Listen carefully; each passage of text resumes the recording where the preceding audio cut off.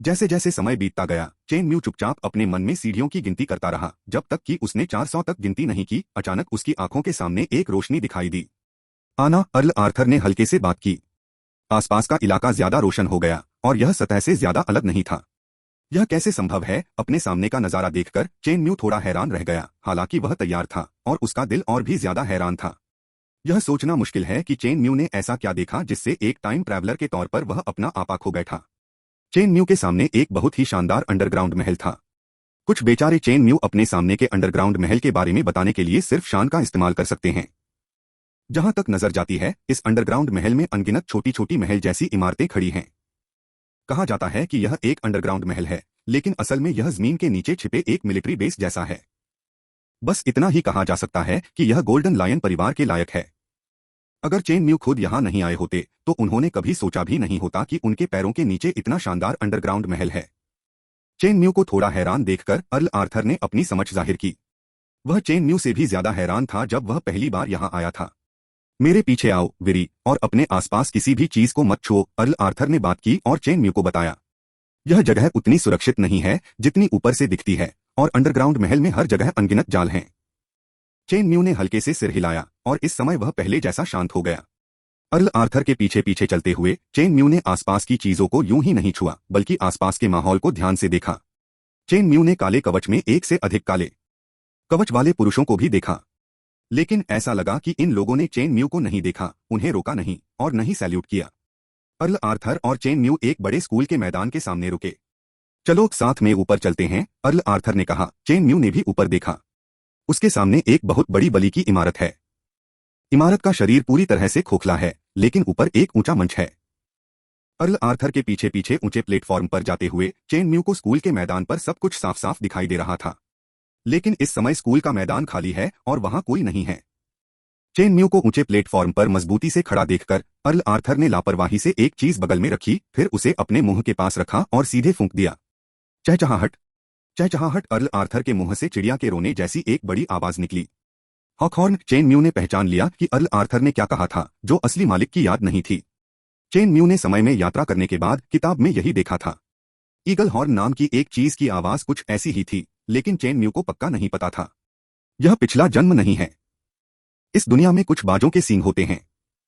अगले ही पल बहुत कम समय में अनगिनत लोग खाली स्कूल के मैदान में दिखाई दिए। बहुत बढ़िया स्पीड और मोबिलिटी। चेन म्यू ने मन ही मन हल्की सी आह भरी। बस एक पल में स्टेज के नीचे स्कूल के मैदान में एक साफ सुथरी काली चौकोर टीम दिखाई दी। इस ब्लैक स्क्वायर टीम ने चेन म्यू को जो पहली फीलिंग दी वह यह थी कि यह ठंडी थी। हाँ, ठंडा और मैकेनिकल। ऐसा लगता है कि नीचे खड़े लोग इंसान नहीं बल्कि चिप्स से लदे रोबोट हैं। वहां कम से कम 1000 लोग तो होंगे ही। ऊंचे प्लेटफॉर्म पर खड़े होकर नीचे की साफ सुथरी बनावट को देखकर चेन म्यू हैरानी से बोला। यह बात समझ में आती है कि गोल्डन लायन परिवार एक ऐसा परिवार है जो 300 साल तक राज्य में टिक सकता है। 1000 लोगों में से सबसे कमजोर लोग क्वासीनाइट होते हैं, अर्ल आर्थर ने हल्के से बात की। प्लीज फॉलो अप करें। सभी लोग पेज पलटने के लिए अपनी उंगलियां चलाएं। Thank you spicy. इस अध्याय का अंत चैप्टर 37 महान शूरवीर की साधना और प्राकृतिक शक्ति का रहस्य उजागर करता है। चैप्टर 37 महान शूरवीर की साधना का खुलासा और जन्मजात शक्ति का रहस्य। आगे पढ़ने के लिए एक महल के अंदर परिवार का अंडरग्राउंड महल। वीरी, तुम क्या सोच रहे हो? यहीं रहो। अगर ब्लैक क्लोथ्स गिल्ड के लोग तुम्हारे पास भी आ जाएं, तो भी तुम्हें कोई खतरा नहीं होगा। अर्ल आर्थर ने आत्मविश्वास से चेन म्यू की ओर देखा। असल में चेन म्यू को उस जगह पर लाने के पीछे भी उनके अपने विचार थे, जहां परिवार छिपे हुए गार्ड को ट्रेनिंग देता था। एक तरफ मैं चाहता हूं कि चेन म्यू फैमिली बैकग्राउंड देखे, दूसरी ओर यह असल में चेन म्यू के लिए एक तरह की सुरक्षा थी, क्योंकि वह जानता था कि अगर वह काले रंग में ताओ की तलाश में मर भी गया तो जादूगर का कोई प्रशिक्षु उसे जाने नहीं देगा। बेशक उसके दिल में अभी भी एक बात है जो उसने नहीं कही, लेकिन उसने चेन म्यू को हल्की मुस्कान के साथ देखा और वह चेन म्यू की पसंद का सम्मान करेगा। अर्ल आर्थर की बातें सुनकर चेन म्यू तुरंत कुछ नहीं बोला, लेकिन सोचने लगा। नहीं पिताजी, हालांकि यहाँ रहना सुरक्षित है, लेकिन परिवार के संरक्षक के रूप में मुझे लगता है कि मुझे परिवार के साथ मिलकर दुश्मन का सामना करना चाहिए। अंत में चेन म्यू ने अपना सिर हिलाया और कहा। ऐसा नहीं है कि चेन म्यू लड़ना नहीं चाहता। असल में अगर वह इस लड़ाई में यहाँ नहीं छिपा तो मर जाएगा, तो चेन म्यू जरूर अंडरग्राउंड महल में रहना पसंद करेगा। आखिरकार किसी को भी अपनी जान की परवाह नहीं है। लेकिन चेन म्यू, जिसने सिमुलेशन का अनुभव किया है, जानता है कि यह लड़ाई उसके लिए जीवन मरण का संकट नहीं है। और तो और सिमुलेशन में वह सिर्फ एक ऑफिशियल नाइट था जिसने लड़ाई में हिस्सा लिया था, लेकिन अब वह पहले से ही एक महान नाइट है। इसलिए जाहिर है कि लड़ाई से बचने का कोई कारण नहीं है। बेशक एक और कारण है, वह यह कि चेन म्यू एक अच्छा इंसान नहीं है। हेई क्यूदाओ ने कई बार उसकी हत्या की और उसने सिमुलेशन में उसे इतनी बार मारा था कि झगड़ा खत्म हो गया था। ब्लैक क्लोथ्स सीकिंग दाओ सोसाइटी के लोगों के ग्रुप को अपने हाथों से मारने से बेहतर कुछ नहीं है। आखिर मरे हुए लोगों से उसे क्या नफरत हो सकती है? वेरी तुम अर्ल आर्थर उसे फिर से मनाने वाले थे, लेकिन अगले ही पल उनकी आंखें अचानक चौड़ी हो गईं और उनकी आवाज अविश्वास से भरी हुई थी, क्योंकि इस समय चेन म्यू के हाथ अचानक सुनहरी हवा की एक परत में लिपट गए। हवा के बहाव की यह परत क्या दिखाती है? पीक नाइट के तौर पर अर्ल आर्थर इससे अनजान नहीं है। यह कैसे संभव है? इस समय अर्ल आर्थर का लहजा हैरान करने वाला नहीं बल्कि हैरान करने वाला था। आज गोल्डन लायन परिवार के मुखिया के तौर पर अर्ल आर्थर की नाइट टैलेंट आम तौर पर मजबूत नहीं है, लेकिन वह भी जानता है कि किसी व्यक्ति के लिए फॉर्मल नाइट से ग्रैंड नाइट बनना कितना मुश्किल होता है। लेकिन अब उन्होंने देखा कि उनका बेटा सिर्फ आधे साल में एक फॉर्मल नाइट से ग्रैंड नाइट बन गया है, तो कोई सोच सकता है कि उन्हें कैसा लगा होगा। कई सालों तक ऊंचे पद पर रहने के बाद शौक, खुशी और अविश्वसनीय मिलीजुली भावनाओं ने उन्हें अपना आपा खोने पर मजबूर कर दिया। पिताजी, मैं पहले से ही एक महान योद्धा हूं, चेन म्यू ने धीरे से कहा। बेशक मुझे पता है कि आप एक महान योद्धा हैं, लेकिन यह बहुत तेज है। अर्ल आर्थर कुछ समय तक अपनी अंदरूनी भावनाओं को शांत नहीं कर सके। आखिर में चेन म्यू ने फिर भी अपनी महान शूरवीरता दिखाई। इसका कारण बहुत आसान है, यानी छिपने की कोई जरूरत नहीं है। अनगिनत सिमुलेशन से यह भी देखा जा सकता है कि अर्ल आर्थर उसे कभी नुकसान नहीं पहुंचाएगा। अगर वह पार करते समय किसी झुग्गी झोपड़ी का बच्चा था तो उसे अपनी ताकत छिपानी पड़ी। आखिर म्यू शियायू को लिन फेंग ने खत्म कर दिया, लेकिन गोल्डन लॉयन परिवार में जन्म लेने और ऐसे पिता होने के कारण जो उसे बहुत महत्व देते हैं, अब जानबूझकर अपनी ताकत छिपाने की कोई जरूरत नहीं है। आखिर अपने पिता के सामने स्वर बनकर बाघ खाने का क्या मतलब है? बिल्कुल बेकार। इसके उलट महान शूरवीर की करतूतों को सामने लाने से उसके पिता उस पर ज्यादा ध्यान देंगे।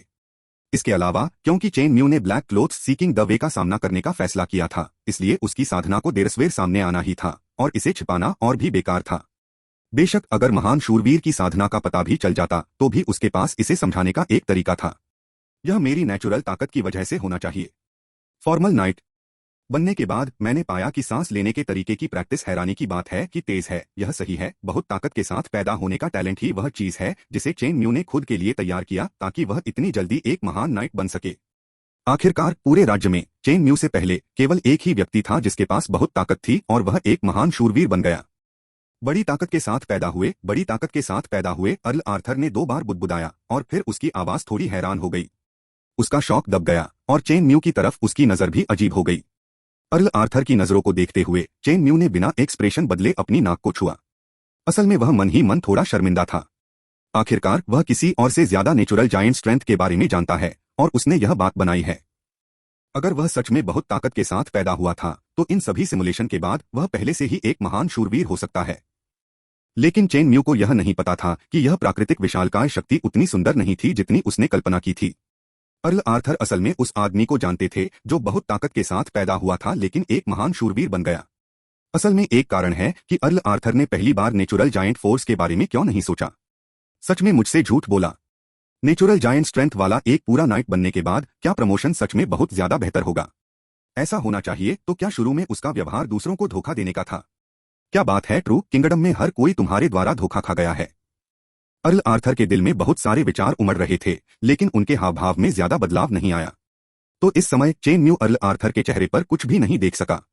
चेन म्यू को यह नहीं पता था कि यह एक फेक न्यूज थी कि बहुत ताकतवर ऑफिशियल नाइट बनने के बाद वह बहुत ज्यादा ब्रीदिंग टेक्निक की प्रैक्टिस करेगा। हालांकि यह खबर पूरे राज्य में फैल गई, लेकिन अंदर की कहानी जानने वाले ज्यादातर अमीर लोग जानते थे कि यह खबर झूठी है। पिछले अर्ल आर्थर ने हमेशा ऐसा ही सोचा था। बस बात यह है कि खबर के हीरो अर्थ नाइट ने अफवाहों को गलत नहीं बताया, इसलिए भले ही बहुत सारे अमीर जानते थे कि यह झूठ है, उन्होंने जानबूझकर ऐसा नहीं कहा। नेचुरल ताकत कुछ ऐसी है जैसे भगवान आपके लिए नाइट प्रैक्टिस का दरवाजा बंद कर दें और फिर आपके लिए आराम की खिड़की खोल दें। अगर आप इस बारे में सोचेंगे तो आपको पता चलेगा कि किसी इंसान के लिए फॉर्मल नाइट बनना कितना मुश्किल होता है। फॉर्मल नाइट बनने के बाद वह इतनी तेजी से कैसे आगे बढ़ सकता है? यह पूरी तरह से गलत है। इसलिए जब अर्ल आर्थर ने चेन म्यू को इस व्यक्ति के बारे में बताया तो वह असल में चेन म्यू को कुछ मानसिक आराम देना चाहते थे ताकि उनका बेटा निराश न हो। लेकिन उसे यह उम्मीद नहीं थी कि चेन म्यू को अचानक एक एक्स्ट्रा विजार्ड टीचर मिल जाएगा और फिर वह ऑफिशियल नाइट बन जाएगा। इससे कोई फर्क नहीं पड़ता कि आप ऑफिशियल नाइट बनते हैं या नहीं, लेकिन अब आप आधे साल से भी कम समय में ग्रेट नाइट बन गए हैं। इससे उसके दिल में कुछ और ख्याल आने लगे। क्या ऐसा हो सकता है कि ऑफिशियल नाइट बनने के बाद नेचुरल जायंट सच में बहुत बेहतर हो जाएगा? क्या बात है पिताजी? अर्ल आर्थर को देखकर, जो लगातार भौहें चढ़ाए हुए था और कुछ नहीं बोल रहा था, चेन म्यू को लगा कि कुछ गड़बड़ है, भले ही उसे अंदर की कहानी पता न हो। आमतौर पर अर्ल आर्थर को इस तरह रिएक्ट नहीं करना चाहिए था जब उन्होंने कहा कि वे बहुत ताकत के साथ पैदा हुए थे। तो उसने धीरे से कहा और अर्ल आर्थर की ओर देखा। खांसी खांसी, मैं तो बहुत हैरान हूँ, मुझे उम्मीद नहीं थी कि जन्मजात विशाल शक्ति का टैलेंट इतना असरदार होगा। वेरी, क्योंकि तुम पहले से ही एक महान योद्धा हो, इसलिए मैं तुम्हें अपने परिवार के साथ दुश्मन से लड़ने से नहीं रोकूंगा, अर्ल आर्थर ने शर्मिंदगी में कहा और फिर टॉपिक बदल दिया।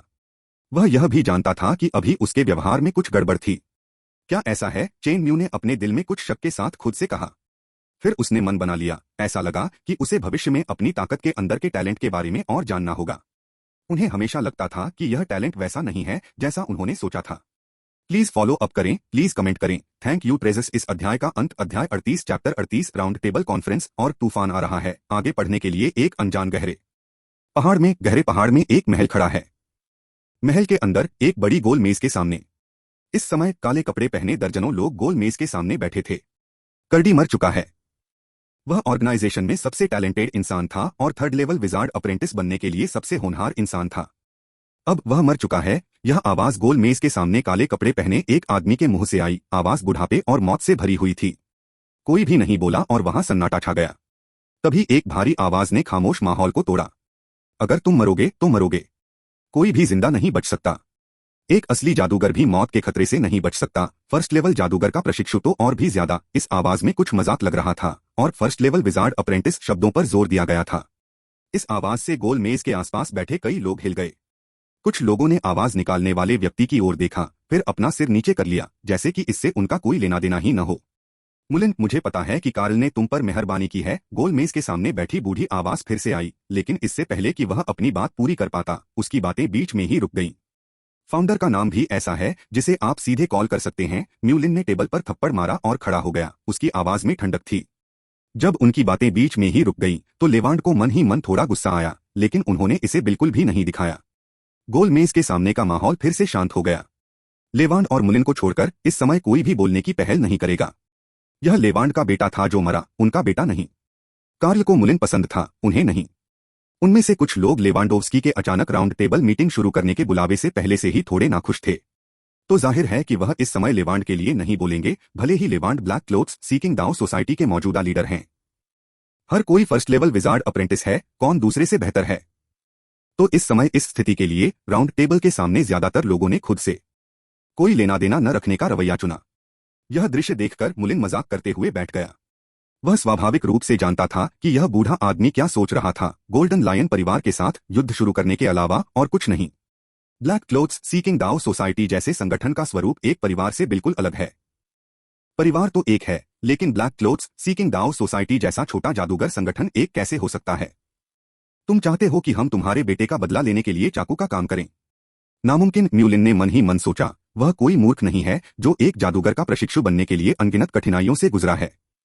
दूसरे शब्दों में, वहां मौजूद कोई भी व्यक्ति मूर्ख नहीं है। यह सच है कि कार्ल ने मुलिन का पक्ष लिया है, लेकिन यह कहना स्वाभाविक रूप से असंभव है कि पिछले एहसान के लिए गोल्डन लायन परिवार के पास जाना असंभव है। जादूगर लोग बहुत सारे होते हैं, बहुत सारे घमंडी लोग होते हैं। लेवांड की बात का खंडन करने का उनका मकसद अभी भी खुद के लिए है। क्या गोल्डन लायन परिवार से निपटना इतना आसान है? अगर गोल्डन लायन परिवार से निपटना आसान होता तो यह राउंड टेबल मीटिंग नहीं होती। वहां मौजूद कुछ लोगों के विचार मुलिन जैसे ही थे, लेकिन उन्होंने मुलिन की तरह सीधे लेवांड की बात का खंडन नहीं किया। वजह आसान है, मुलिन कार्ल के फेवर का इस्तेमाल लेवांड की बात का विरोध करने के लिए कर सकता है और उनके पास कोई वजह नहीं है। क्या लेवांडोव्स्की, जो दशकों से जी रहे हैं, यह नहीं समझ सकते कि म्यूलिन क्या सोच रहे हैं? बेशक यह नामुमकिन है, वह इसे किसी और से बेहतर समझ सकते हैं। तो म्यूलिन की नजर में उसने एक अजीब सी मुस्कान दिखाई। म्यूलिन, जो लेवांड पर ध्यान दे रहा था, ने यह अजीब मुस्कान देखी और उसका दिल कांप उठा। जरूर उसकी हैरान नजरों के नीचे लेवांड बोला, ऐसे में गोल्डन लायन परिवार का क्या होगा? म्यूलिन ने राहत की सांस ली, यह सोचकर कि लेवांड ने गोल्डन लायन परिवार को टारगेट करने का आइडिया छोड़ दिया है। अचानक लेवांड की आवाज बदल गई। गोल्डन लायन परिवार के मामले में पुराने नियमों के अनुसार चलो वोट करते हैं। क्या? म्यूलिन ने उठे हुए हाथों को देखा और उसका दिल घाटी की गहराई में डूब गया। अरे बूढ़े आदमी, तुम गंदा खेल रहे हो, है ना? Golden lion manor family training ground. चांदी सफेद कवच पहने दो लोग एक दूसरे से टकरा गए। सुनहरी रोशनी और नीली रोशनी आपस में मिल गई। ट्रेनिंग ग्राउंड पर ब्लेड टकराने की जोरदार आवाज आई। थोड़ी देर बाद दोनों ने अपनी तलवारें निकाल लीं और रुक गए। उनमें से एक चेन म्यू था और जिसके पूरे शरीर पर नीली हवा बह रही थी, वह एम था। विलियम उन फैमिली सीक्रेट गार्ड्स को ट्रेनिंग देने के लिए पहले ही अंडरग्राउंड पैलेस जा चुका है। जब ब्लैक क्लोथ्स सीकिंग दाओ सोसाइटी के लोग आएंगे तो वे डार्क गार्ड्स भी बड़ी भूमिका निभाएंगे। जब से अर्ल आर्थर को पता चला कि चेन म्यू पहले से ही एक महान शूरवीर था, तब से चेन म्यू को बताए बिना परिवार की मीटिंग नहीं की गई और परिवार के सभी संसाधन चेन म्यू के लिए खुले हैं। हालांकि ये संसाधन वर्तमान चेन म्यू के लिए बहुत कम उपयोगी हैं, क्योंकि चेन म्यू अच्छी तरह जानता था कि वह एक नाइट के तौर पर अपनी यात्रा के अंत तक पहुंच गया है। युवा मालिक, आपकी ताकत किसी ऐसे व्यक्ति जैसी नहीं है जो अभी अभी महान योद्धा बना हो, बल्कि किसी ऐसे व्यक्ति जैसी है जिसे कई सालों तक महान योद्धा बनने के लिए तैयार किया गया हो। ट्रेनिंग ग्राउंड पर चेन म्यू के सामने बैठी एन ने हैरानी से कहा। हालांकि चेन म्यू की ताकत उससे कम थी, लेकिन वह ग्रैंड नाइट में नए आए किसी खिलाड़ी से पहले से ही ज्यादा मजबूत थी। वह उन कुछ लोगों में से एक थे जो जानते थे कि चेन म्यू पहले से ही एक महान योद्धा थे। एम परिवार के प्रति पूरी तरह वफादार है और चेन म्यू भी यह बात जानता है। आखिरकार यह इस बात से देखा जा सकता है कि उनके पिता ने यह खबर नहीं छिपाई कि चेन म्यू ने ग्रैंड नाइट को तोड़ दिया। एम को यह नहीं पता था कि चेन म्यू ने अपनी ताकत का कुछ हिस्सा पहले ही छिपा लिया था। अगर चेन म्यू ने अपनी पूरी कोशिश की होती तो वह और भी ज्यादा हैरान हो सकता था। यह शायद कुदरती दानव के आशीर्वाद की वजह से हो जो महामहिम एम जितना अच्छा नहीं है। वैसे एम, क्या आजकल परिवार में कुछ अजीब है? चेन म्यू हल्के से मुस्कुराया और फिर एम से पूछा। पिछले कुछ दिनों में अर्ल आर्थर हर दिन जल्दी निकल जाते थे और देर से लौटते थे, और परिवार की मीटिंग 4 या 5 दिन पहले हुई थी। क्योंकि अर्ल आर्थर को चेन म्यू की सुरक्षा की चिंता थी, इसलिए चेन म्यू कुछ दिनों के लिए गोल्डन लायन मैनर में रहने चले गए। वह छोटा मैनर जहां वह आमतौर पर रहते थे, अब खाली है। मैनर की तरफ कुछ भी अजीब नहीं है, लेकिन फार ईस्ट सिटी में कुछ छोटी मोटी गड़बड़ियां थीं, लेकिन उन सभी को सुलझा लिया गया है। जब बात बिजनेस की आई तो एम का चेहरा फिर से गंभीर हो गया। एम की नजर में अभी का चेन म्यू अर्ल आर्थर जैसा ज्यादा लगता है। तूफान आ रहा है, चेन म्यू ने खुद से फुसफुसाया, जबकि एम बिना कुछ कहे उसके पीछे खड़ा रहा। चेन म्यू यह नहीं भूले कि इस साल तीनों सिमुलेशन में युद्ध छिड़ा हुआ था। हालांकि सिमुलेटर ने उन्हें सही समय नहीं बताया, लेकिन चेन म्यू को लगा कि ज्यादा देर नहीं होगी और ब्लैक क्लोथ्स सीकिंग दाओ सोसाइटी का जवाबी हमला पास ही था। यह पहली बार था जब चेन म्यू इस दुनिया में एक पूरे जादूगर संगठन का सामना करने आया था। हालांकि यह सबकॉन्टिनेंट में एक छोटा सा विजार्डिंग ऑर्गेनाइजेशन है, फिर भी यह अपनी विजिलेंस कम नहीं कर सकता। विजार्ड संगठन चाहे कितना भी कमजोर क्यों न हो, वह एक कारण को नजरअंदाज नहीं कर सकता, वह यह कि वे विजार्ड हैं। हालांकि कुछ ही जादूगर अप्रेंटिस हैं, लेकिन कौन जानता है कि इन जादूगर अप्रेंटिस के पास क्या अजीब तरीके हैं। आखिरकार इस दुनिया में जादूगर का मतलब शक्ति है। यह कहना नामुमकिन है कि चेन म्यू का दिल बिना किसी उतार चढ़ाव के बहुत शांत है, लेकिन उसे कोई डर नहीं लगा, बल्कि वह कुछ अजीब तरह से उत्साहित था और इसका इंतजार कर रहा था। प्लीज फॉलो अप करें, प्लीज कमेंट करें। Thank you treasures. इस अध्याय का अंत अध्याय 39 पारिवारिक बैठक चैप्टर 39 फैमिली मीटिंग। आगे पढ़ने के लिए हंसना। चेन म्यू ने बिना अपना एक्सप्रेशन बदले अपने सामने काले कपड़े पहने आदमी का गला काट दिया और खून पूरी मीम पर फैल गया। न 12। यह फिर से इस तरह का मरा हुआ आदमी है। काले कपड़े खोजने वाले दाओ समाज का तरीका और भी बुरा होता जा रहा है। चेन म्यू ने नाइट की तलवार रख दी और खुद से बुदबुदाया। शुरुआत में हवेली के पास अभी भी कुछ फॉर्मल नाइट लेवल के मरे हुए सैनिक थे। पिछले कुछ दिनों में ऑफिशियल नाइट्स भी चले गए हैं और जो भी मरे हुए सैनिक आए हैं वे क्वासी नाइट्स हैं। अर्ल आर्थर का निर्देश था कि ये मरे हुए लोग हवेली के आसपास के इलाके को छू सकते हैं, नहीं तो अकेले इन तोपों के चारे के साथ गोल्डन लायन परिवार के मुख्य इलाके के करीब पहुंचना नामुमकिन होगा। क्या तुम इन मरे हुए लोगों का इस्तेमाल करके हमें पैरालाइज करना चाहते हो? फिर एक झटके में हमला करने से पहले हमारे होश में आने का इंतजार करना, यह एक ऐसी संभावना है जिसके बारे में चेन म्यू सोच सकते हैं। लेकिन चेन म्यू को लगा कि यह संभावना बहुत ज्यादा नहीं है, क्योंकि अर्ल आर्थर जिसके बारे में वह सोच सकता था वह स्वाभाविक रूप से इसके बारे में सोच सकता था। इस तरह का तरीका थोड़ा बचकाना है और अब किसी के लिए भी अपनी सतर्कता कम करना नामुमकिन है। ठीक इसी समय काले रंग के कपड़े पहने एक आदमी अचानक चेन म्यू के पीछे आ गया। चेन म्यू, जिसने काले कपड़े पहने आदमी को महसूस किया, वह हिला नहीं। काले कपड़े पहने आदमी चेन म्यू के पास आया और चेन म्यू के कान में कुछ बातें फुसफुसाईं। अब अच्छा, मैं समझ गया। चेन म्यू ने सिर हिलाया, फिर नाइट की तलवार रख दी और गोल्डन लायन मैनर की ओर चल दिया। असल में वह थोड़ा हैरान था। क्या फैमिली मीटिंग कल ही शुरू नहीं हुई थी? इस बार अर्ल आर्थर ने एक दिन बाद ही एक और फैमिली मीटिंग की, जो शायद कोई छोटी बात नहीं है। चेन म्यू की स्पीड धीमी नहीं थी और वह तेजी से परिवार के मीटिंग रूम की तरफ चल पड़ा। चेन म्यू को अंदर आते देख अर्ल आर्थर ने चेन म्यू को देखा और सिर हिलाया। चेन म्यू ने भी कॉन्फ्रेंस रूम में सभी को देखा। विलियम और एम यहाँ हैं। चेन म्यू थोड़ा हैरान हुआ। उन्हें मिलाकर कुल 4 लोग हैं और चारों लोगों के साथ आखिरी मीटिंग 10 दिन से ज्यादा पहले हुई थी। हमें पता होना चाहिए कि विलियम कल फैमिली मीटिंग में नहीं आया था। आखिरकार उसे अंडरग्राउंड महल की देखभाल करनी है। इस बार सब लोग यहाँ थे, इसलिए यह कोई छोटी मोटी बात नहीं थी। सभी लोग यहाँ हैं, फिर मीटिंग शुरू होगी। चेन म्यू को अपनी सीट पर बैठते देख अर्ल आर्थर धीरे से बोले, एम तुम पहले जाओ। मीटिंग शुरू हुई और अर्ल आर्थर ने एम की ओर देखा और कहा। एम गंभीर दिखी और उसने थोड़ा सिर हिलाया। फिर उसने अपना मुंह खोला और कहा, ब्लैक क्लॉथ सीकर्स के अप्रेंटिस जादूगरों ने पहले ही काम करना शुरू कर दिया है। डार्क वेब से भेजी गई सीक्रेट रिपोर्ट के अनुसार ब्लैक क्लॉथ्स सीकिंग सोसाइटी के जादूगरों के ट्रेनी के निशान फार ईस्ट टेरिटरी के दक्षिण में फोर सीजन्स सिटी और उत्तर में कांगनाई सिटी में मिले थे। इन जादूगरों ने अपने निशान बिल्कुल नहीं छिपाए और उनका निशाना गोल्डन लायन परिवार था। एम की आवाज बहुत गंभीर थी और गोल मेज पर बैठे चेन म्यू ने भी बहुत गंभीरता से सुना। इसे बिल्कुल मत छिपाओ, क्या तुम इतने कॉन्फिडेंट हो? चेन म्यू हैरान रह गया। उसे शक नहीं था कि एम की बातें सच थीं। क्योंकि एम ने यह बात इतनी जरूरी फैमिली मीटिंग में कही थी, तो जानकारी सही होनी चाहिए। जहां तक डार्क नेट की बात है, चेन म्यू कोई अजनबी नहीं है। डार्क नेट पूरे फार ईस्ट में एक इंटेलिजेंस ऑर्गेनाइजेशन है और इस ऑर्गेनाइजेशन का इंचार्ज एम है। क्या सिर्फ इन 2 शहरों में ही जादूगरों के प्रशिक्षुओं के निशान मिले हैं? कुल कितने लोग मिले हैं? एम की आवाज धीमी होने के बाद भी अर्ल आर्थर ने पूछना जारी रखा। चेन म्यू जानता था कि उसके पिता को यह बात पता होनी चाहिए और अर्ल आर्थर उसके और विलियम के लिए एम से पूछ रहा था। फोर सीजन्स सिटी और कंगनाई सिटी वही जगह हैं जहां ब्लैक क्लॉथेड सीकिंग सोसाइटी के जादूगर प्रशिक्षु पाए गए थे और कुल मिलाकर ऐसे 4 शहर हैं। ऐसी 2 जगहें भी हैं जहां ब्लैक क्लोथ्स सीकिंग सोसाइटी के जादूगरों के ट्रेनी के निशान मिलने का शक था, यानी डोंगलिन प्लेन और स्टोन फॉरेस्ट में ब्लैक स्टोन टैवर्न। एम ने एक शब्द बोला और चेन म्यू और विलियम ने ध्यान से सुना। 4 लोग, क्या आप पहले एक्शन लेना चाहते हैं और हमें सीधे इंटरसेप्ट करने देना चाहते हैं? विलियम ने कहा, उसकी आवाज में जानलेवा इरादे का भाव था। विलियम की बात सुनकर अर्ल आर्थर ने अपना सिर हिलाया और कहा, नहीं, अपनी मर्जी से अपना ठिकाना बताना शायद हमें एक्शन लेने के लिए लुभाने के लिए है। हो सकता है किसी ने किसी को घात लगाकर छिपा दिया हो। यह कहने के बाद अर्ल आर्थर ने चेन म्यू की ओर देखा और फिर से कहा, बेरी, क्या तुम्हें लगता है कि जिस जगह पर जादूगरों के प्रशिक्षुओं के निशान मिले थे और जिस जगह पर जादूगरों के प्रशिक्षुओं के निशान मिलने का शक है, दोनों में कुछ समानता है?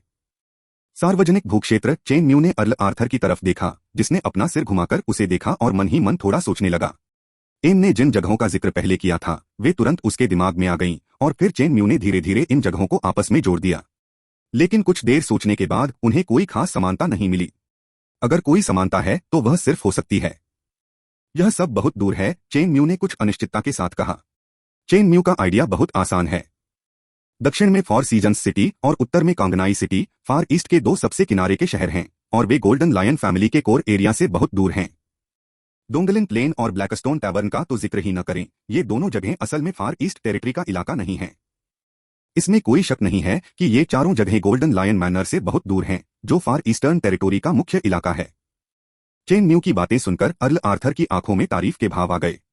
हाँ, यह सही है, वे सब बहुत दूर हैं, तो उन्होंने गोल्डन लॉयन मैनर से इतनी दूर शहर में अपनी जगह क्यों दिखाई? अर्ल आर्थर ने चेन म्यू से फिर पूछा। चेन म्यू को पता था कि उसके पिता ही उसे पढ़ाना चाहते थे, इसलिए उसने कुछ देर सोचा। ब्लैक क्लोथ्स सीकिंग दाओ सोसाइटी के सदस्य अपने निशान पूरी तरह छिपा सकते थे, लेकिन उन्होंने अपने निशान दिखाने की पहल की और वे अभी भी गोल्डन लायन मैनर से सबसे दूर 2 शहरों में थे। अगर यह कहा जाए कि ऐसा इसलिए है क्योंकि ब्लैक क्लोथ्स सीकिंग दाओ सोसाइटी के सदस्य पागल हैं, वे गोल्डन लायन परिवार पर बिल्कुल ध्यान नहीं देते हैं और उन्हें अपने एक्सपोजर की परवाह नहीं है, तो चेन म्यू इस पर विश्वास नहीं करते। कारण क्या है? अचानक चेन म्यू को प्रेरणा मिली। क्या ऐसा हो सकता है कि फोर सीजन्स सिटी और कॉर्नेल सिटी में जादूगरों के प्रशिक्षुओं ने जानबूझकर अपने ट्रैक उजागर किए हों?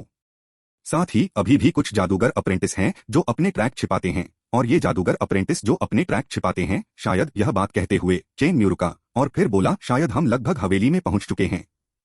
चेन म्यू को नहीं पता था कि उसका अंदाजा सही था या नहीं। यह एक आइडिया था जो अचानक उसके दिमाग में आया, इसलिए उसने बिना किसी हिचकिचाहट के कह दिया, हर जगह चौंकाने वाला। यह विवरण काफी सही है, अर्ल आर्थर ने आश्चर्य से कहा। असल में मेरे विचार कुछ हद तक विली के विचारों से मिलते जुलते हैं। जिन जादूगरों के सीखने वालों ने फोर सीजन्स सिटी और कॉर्नेल सिटी में अपने निशानों को सामने लाने की पहल की, वे शायद हमें अपनी सतर्कता कम करने पर मजबूर कर देंगे। क्योंकि वे सामने लाने की पहल कर सकते हैं, इसलिए वे छिपाने की भी पहल कर सकते हैं। जहां तक मुझे पता है, ब्लैक क्लोथ्स गिल्ड में 4 या 5 से कहीं ज्यादा विजार्ड अप्रेंटिस हैं। ब्लैक क्लोथ्स गिल्ड का हमला कुछ ही दिनों में होने की संभावना है।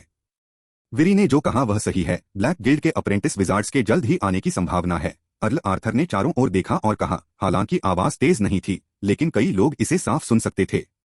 वास्तव में चेन न्यू का अंदाजा सही था, उसके विचार अर्ल आर्थर के विचारों से मेल खाते थे। फॉलोअप मांगना, रिकमेंडेशन टिकट मांगना, कमेंट्स मांगना। इस अध्याय का अंत अध्याय 40 शक्ति, गति, प्रतिक्रिया, चैप्टर 40 स्ट्रेंथ, स्पीड, रिएक्शन। आगे पढ़ने के लिए फैमिली मीटिंग खत्म होने के बाद चेन न्यू और बाकी लोग एक एक करके मीटिंग रूम से बाहर चले गए। विलियम को परिवार के गार्ड्स को बाहर लाने के लिए अंडरग्राउंड महल में वापस जाना होगा। जाहिर है गोल्डन लायन परिवार की छिपे हुए गार्ड की खेती ने इन छिपे हुए गार्ड को हर समय अंडरग्राउंड महल में रहने की इजाजत नहीं दी, और एन को डार्क वेब को मैनेज करना है जो इंटेलिजेंस से जुड़ा है और बहुत जरूरी है। अर्ल आर्थर ने चेन न्यू के लिए कुछ भी इंतजाम नहीं किया, तो चेन न्यू सबसे आलसी था। चेन न्यू, जिसके पास करने को कुछ नहीं था, ने अपनी फिजिकल फिटनेस टेस्ट करने के लिए ट्रेनिंग ग्राउंड पर जाने का फैसला किया। आखिरकार एक महान योद्धा बनने के बाद, हालांकि चेन न्यू को पता था कि वह मजबूत है, लेकिन उसके पास कोई खास कॉन्सेप्ट नहीं था। सुदूर पूर्वी क्षेत्र जुशान जंगल में, जुशान फार ईस्ट टेरिटरी में एक पहाड़ी है जो गोल्डन लायन मैनर से सिर्फ 100 मील दूर है। हालांकि फार ईस्टर्न टेरिटोरी उपजाऊ डोंगरे प्रांत में है, लेकिन यह नहीं कहा जा सकता कि यहां कोई खतरनाक जमीन नहीं है। जुशान फार ईस्ट टेरिटरी में एक छोटी बिना मैनेज वाली पहाड़ी रेंज है जो किसी सुनसान जमीन जैसी है।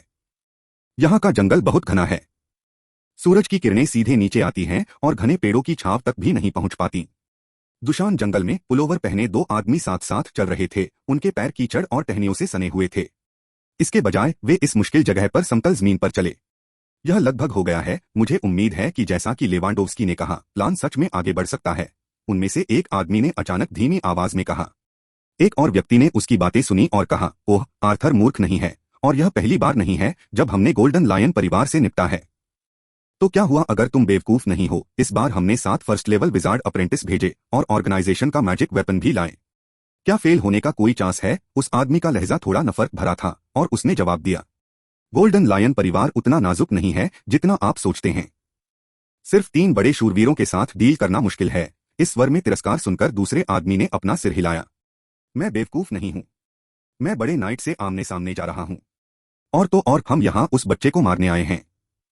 अगर हम सच में गोल्डन लायन परिवार को खत्म करने आए हैं तो लेवांड ने जो थोड़ी सी कीमत चुकाई है वह काफी नहीं होगी।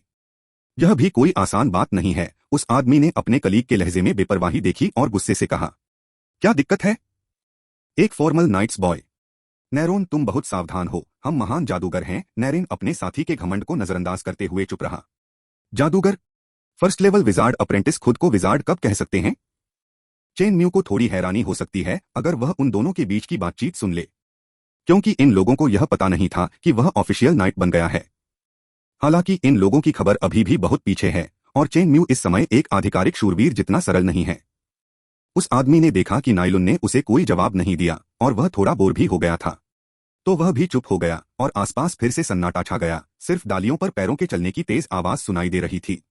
गोल्डन लॉयन ट्रेनिंग ग्राउंड में चेन न्यू ने दोनों हाथों से लोहेलकड़ी का एक ट्रंक जोर से उठाया। इस तरह का लोहे और लकड़ी का ट्रंक बहुत भारी होता है। चेन न्यू ने जो लोहे का लकड़ी का ट्रंक उठाया था उसका वजन 1000 कैटी था। इसे ऊपर उठाए, फिर अपनी छाती तक लाए, फिर इसे फिर से ऊपर उठाए।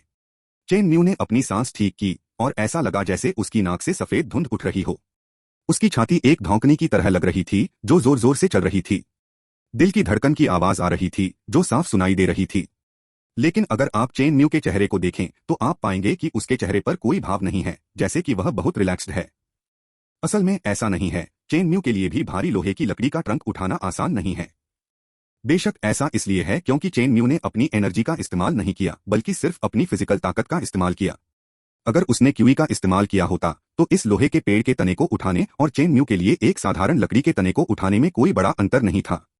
अपनी बाह की ताकत टेस्ट करने से पहले चेन न्यू ने अपनी मुट्ठी की ताकत टेस्ट की। वह अपनी सांस का इस्तेमाल नहीं करता था और वह अपनी ताकत से एक ही मुक्के में लोहे की लकड़ी के टुकड़े को एक बड़े छेद में बदल सकता था।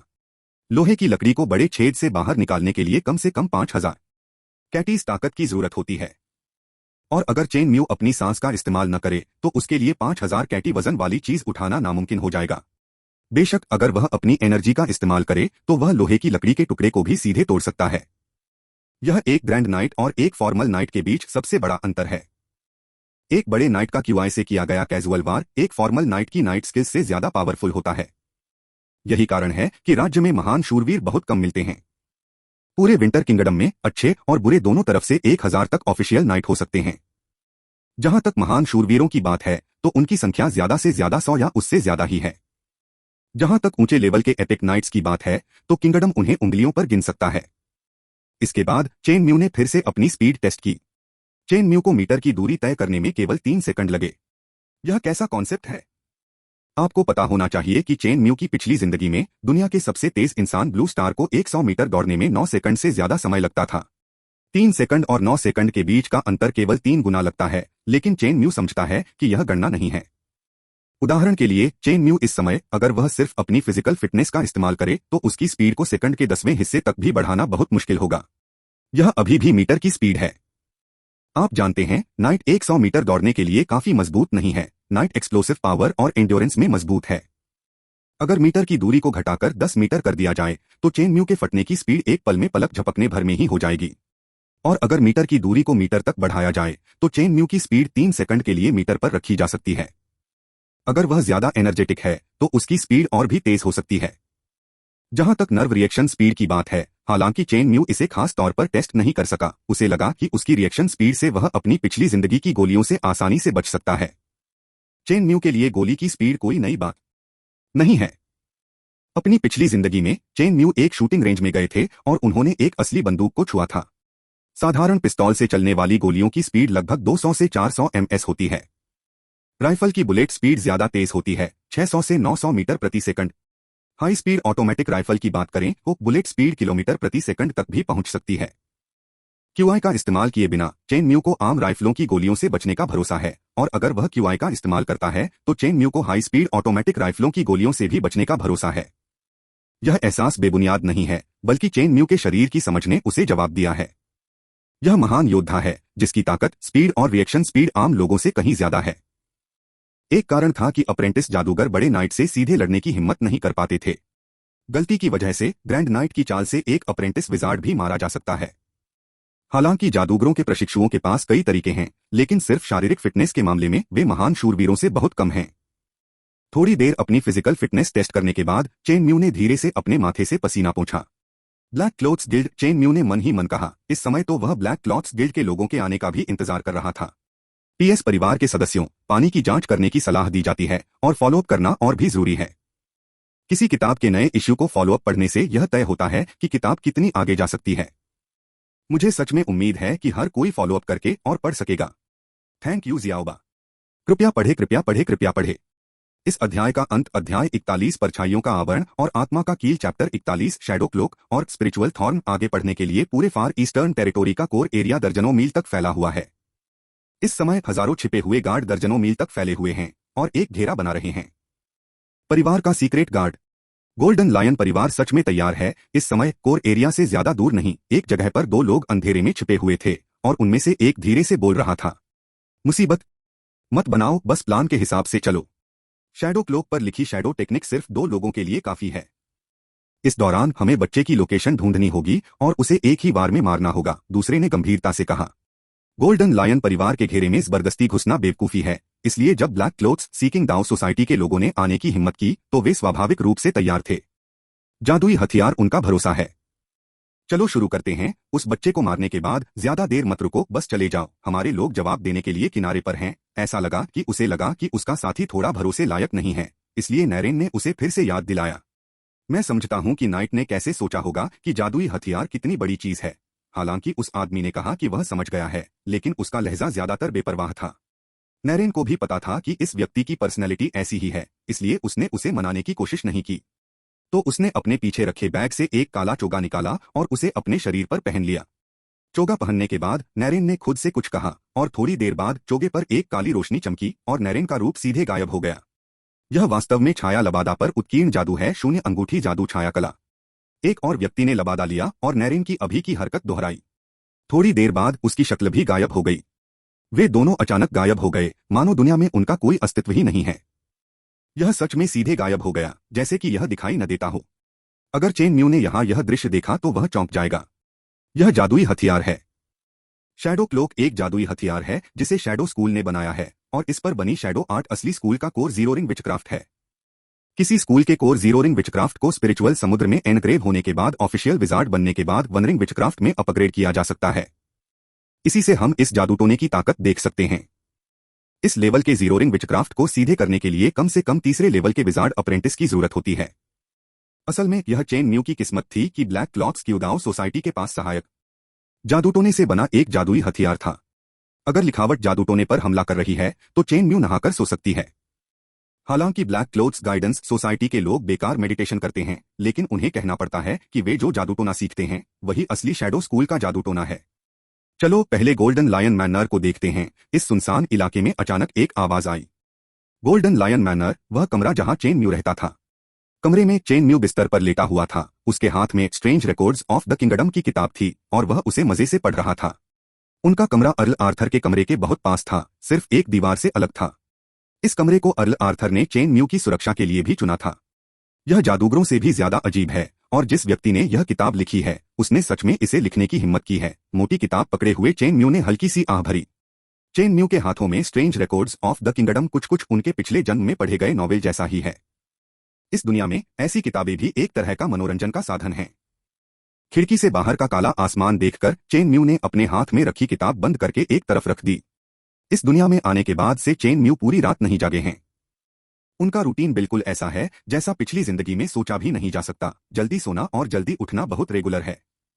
आपको पता होगा कि पिछले जन्म में अगर वह देर तक नहीं जागता था तो उसे नींद आना मुश्किल होता था। तेल का लैंप बंद करके कमरे में अंधेरा छा गया और चेन म्यू बिस्तर पर लेट गया और उसने अपनी आंखें बंद कर ली। जैसे जैसे समय बीतता गया चेन म्यू की सांसें धीरे धीरे शांत होती गईं। ची अचानक चेन म्यू के कानों में एक बहुत पतली आवाज आई। बिस्तर पर लेटे चेन म्यू ने अचानक अपनी आंखें खोली। अंधेरे कमरे में उसकी आंखें बहुत चमकदार और चमक रही थीं। हालांकि चेन म्यू का शेड्यूल बहुत रेगुलर है, लेकिन असल में वह बहुत हल्की नींद लेते हैं और हल्की नींद में उन्हें कुछ छोटी मोटी हरकतें महसूस हो सकती हैं। विंडो बज रही है। मुझे यकीन है कि वे लॉक हैं। चेन म्यू विचारों में उलझा हुआ था। अगले ही पल उसने करवट बदलने का नाटक किया और अनजाने में खिड़की की ओर देख लिया। चेन म्यू जो पहले से ही एक महान योद्धा है, रात को पूरी तरह से दिन की तरह देख सकता है और अंधेरा कमरा चेन म्यू की नजर को बिल्कुल भी नहीं रोक सकता। इसमें कोई अपवाद नहीं है। खिड़कियां अभी भी बिना किसी गैप के कसकर बंद थीं। ऐसा लग रहा था कि चेन म्यू ने अभी जो आवाज सुनी वह एक ऑडिटरी हेलुसिनेशन थी। हालांकि चेन म्यू को यकीन है कि अभी यह कोई सुनने वाला वहम नहीं था। महान शूरवीर बनने के बाद से उनकी सुनने की शक्ति में बहुत सुधार हुआ है। हालांकि अभी आवाज बहुत धीमी थी, लेकिन उसे यकीन है कि उसने उसे सुना है। अगर वह इस समय ऑफिशियल नाइट होता तो शायद उसे अभी यह आवाज सुनाई नहीं देती। क्या यह हवा की वजह से हो सकता है? चेन म्यू ने अपने मन में थोड़ा सोचा, लेकिन इस समय तक उसने पहले ही अपनी सतर्कता बढ़ा दी थी। या यह ब्लैक क्लोथ्स गाइडेंस सोसाइटी के लोग हैं? चेन म्यू को भी यकीन नहीं था। हालांकि हवेली की रखवाली के लिए हजारों छिपे हुए गार्ड हैं, लेकिन जादूगरों के ट्रेनी जो तरीके इस्तेमाल करते हैं वे हर तरह से अजीब कहे जा सकते हैं। चेन म्यू इस बात की गारंटी नहीं दे सका कि ब्लैक क्लॉथ्स सीकिंग दाओ सोसाइटी के सदस्यों के पास छिपे हुए गार्ड से बचने और उसे सीधे ढूंढने का कोई तरीका था या नहीं। ची एक और छोटी सी आवाज। इस बार जब शोर हुआ तो चेन म्यू करवट लेकर लेटा हुआ था और उसका ध्यान हमेशा खिड़की पर था। तो जिस पल खिड़की से आवाज आई उसने अचानक देखा कि खिड़की में एक गैप खुल रहा है, लेकिन वह गैप पलक झपकते ही गायब हो गया। जिस जगह खिड़की को धक्का देकर खोला गया था वह जगह कभी थी ही नहीं। इस सीन से चेन म्यू को अपनी आंखों पर शक हुआ।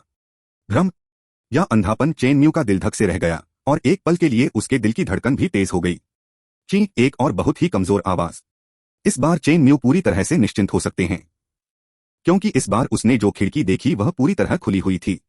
चेन म्यू की कल्पना में खिड़की के पीछे कोई आकृति नहीं है और खिड़की के पीछे कोई भी नहीं है।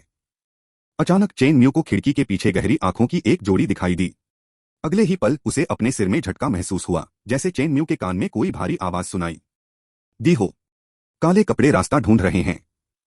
घटित हुआ जीरो रिंग विचक्राफ्ट आध्यात्मिक कांटा नैलुन द्वारा आध्यात्मिक समुद्र पर उकेरी गई जीरो रिंग जादूटोना ने तुरंत चेन म्यू के आध्यात्मिक समुद्र पर वार किया और अगले ही पल किसी दूसरे आदमी ने यह कर दिया।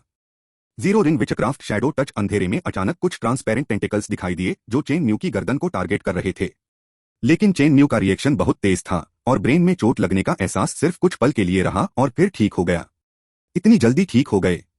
यह कैसे हो सकता है? चेन म्यू की आंखों में साफ साफ देखकर वेनर का दिल दहल गया और शैडो टेंटिकल्स की स्पीड तुरंत बढ़ गई। प्लीज फॉलो अप करें। उबले टमाटर के मंथली टिकट के लिए धन्यवाद। I love you. इस अध्याय का अंत चैप्टर 42। सावधान रहें। चैप्टर 42 सावधान। फॉलो अप करने की कोशिश में यह कहा जा सकता है कि ब्लैक क्लोथ्स गिल्ड की योजना पूरी तरह से ठीक है। जादुई हथियारों से आशीर्वादित जीरो रिंग जादूटोना, साथ में वेनर और नेलुन का मौन सहयोग। अगर चेन म्यू इस समय पीक नाइट होता तो वह इस समय गंभीर रूप से घायल हो सकता था। और ऐसा इसलिए है क्योंकि उनके अपने आध्यात्मिक गुण आम लोगों से ज्यादा हैं। अगर चेन म्यू का स्पिरिचुअल एट्रीब्यूट सिर्फ एक है और उसका दायरा सिर्फ एक फॉर्मल नाइट है तो शायद वह इस समय एक लाश है। लेकिन यह अफसोस की बात है कि चेन म्यू इस समय एक महान योद्धा है, और वह एक महान योद्धा भी है जिसकी मानसिक शक्ति आम लोगों से कहीं ज्यादा है। तो हालांकि इस जीरो रिंग स्पिरिचुअल जादूटोने ने चेन म्यू को मारा, लेकिन वह तुरंत ठीक हो गया। यह देखकर कि चेन म्यू इतनी जल्दी दिमागी कांटे से उबर गया और आसानी से कुछ शैडो टेंटेकल्स तोड़ दिए, वीनर का एक्सप्रेशन एकदम बदल गया।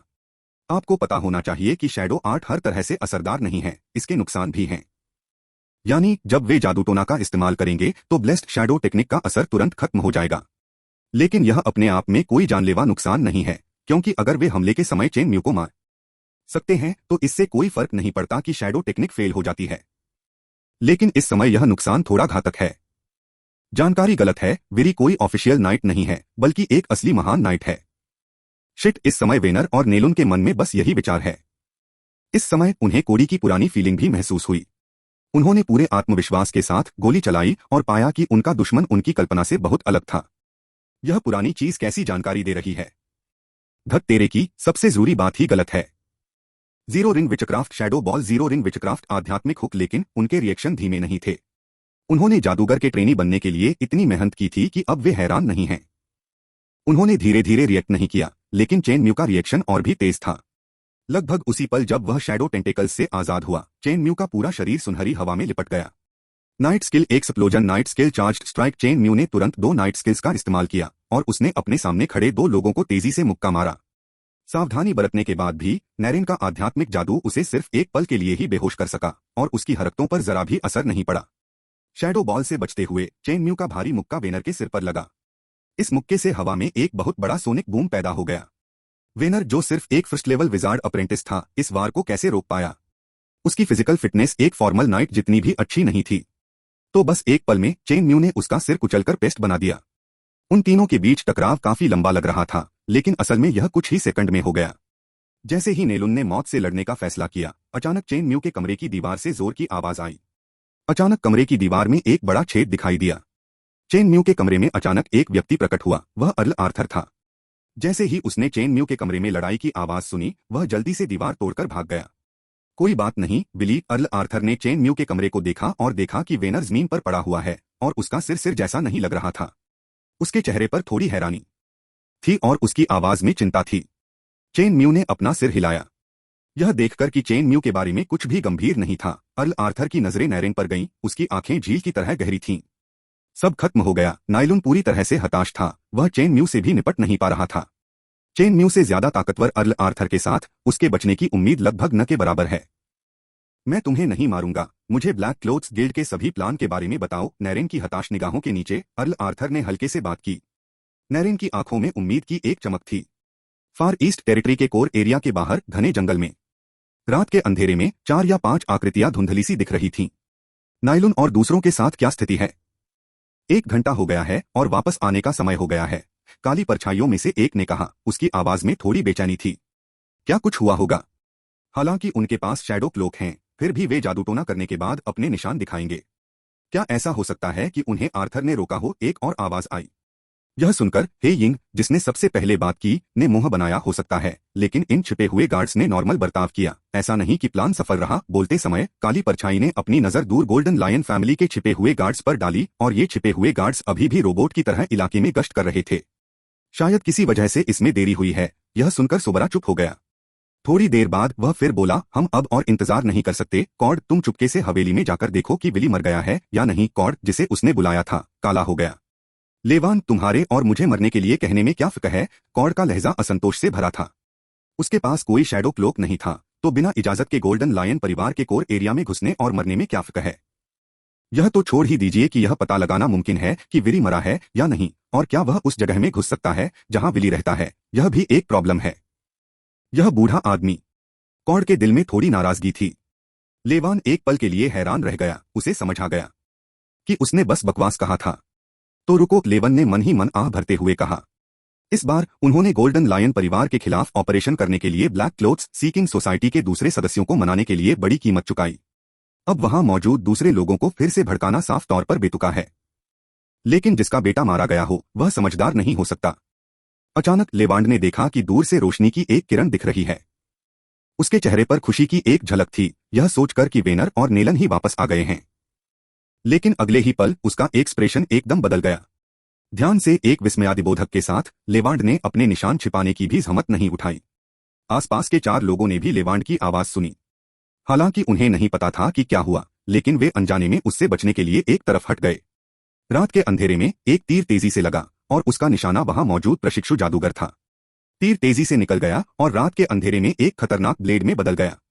लेवांडोव्स्की ने सहजता से टाल दिया, लेकिन तीर का निशाना वह नहीं था। हंसना, यह शरीर में तीर चुभने की आवाज है। हालांकि लेवांड ने चिल्लाकर सबको याद दिलाया, लेकिन असल में सिर्फ उसने और कोड ने ही तुरंत रिएक्ट किया। उनमें से एक, जिसने समय पर कोई कदम नहीं उठाया, उसके दिल में एक बहुत तेज तीर घुस गया। उसकी आंखें खुली हुई थीं, जैसे उसने सोचा भी न हो कि वह इस तरह मरेगा। लानत है, लेवांड के दिल में एक ठंडक दौड़ गई। इस समय चाहे वह कितना भी बेवकूफ क्यों न हो, उसे अब भी पता है कि उनकी बातें सामने आ गई हैं, और उनके सामने आने का कारण शायद वेनर और नेलन हैं। आखिरकार उनकी लोकेशन सिर्फ इन 2 लोगों को ही पता है।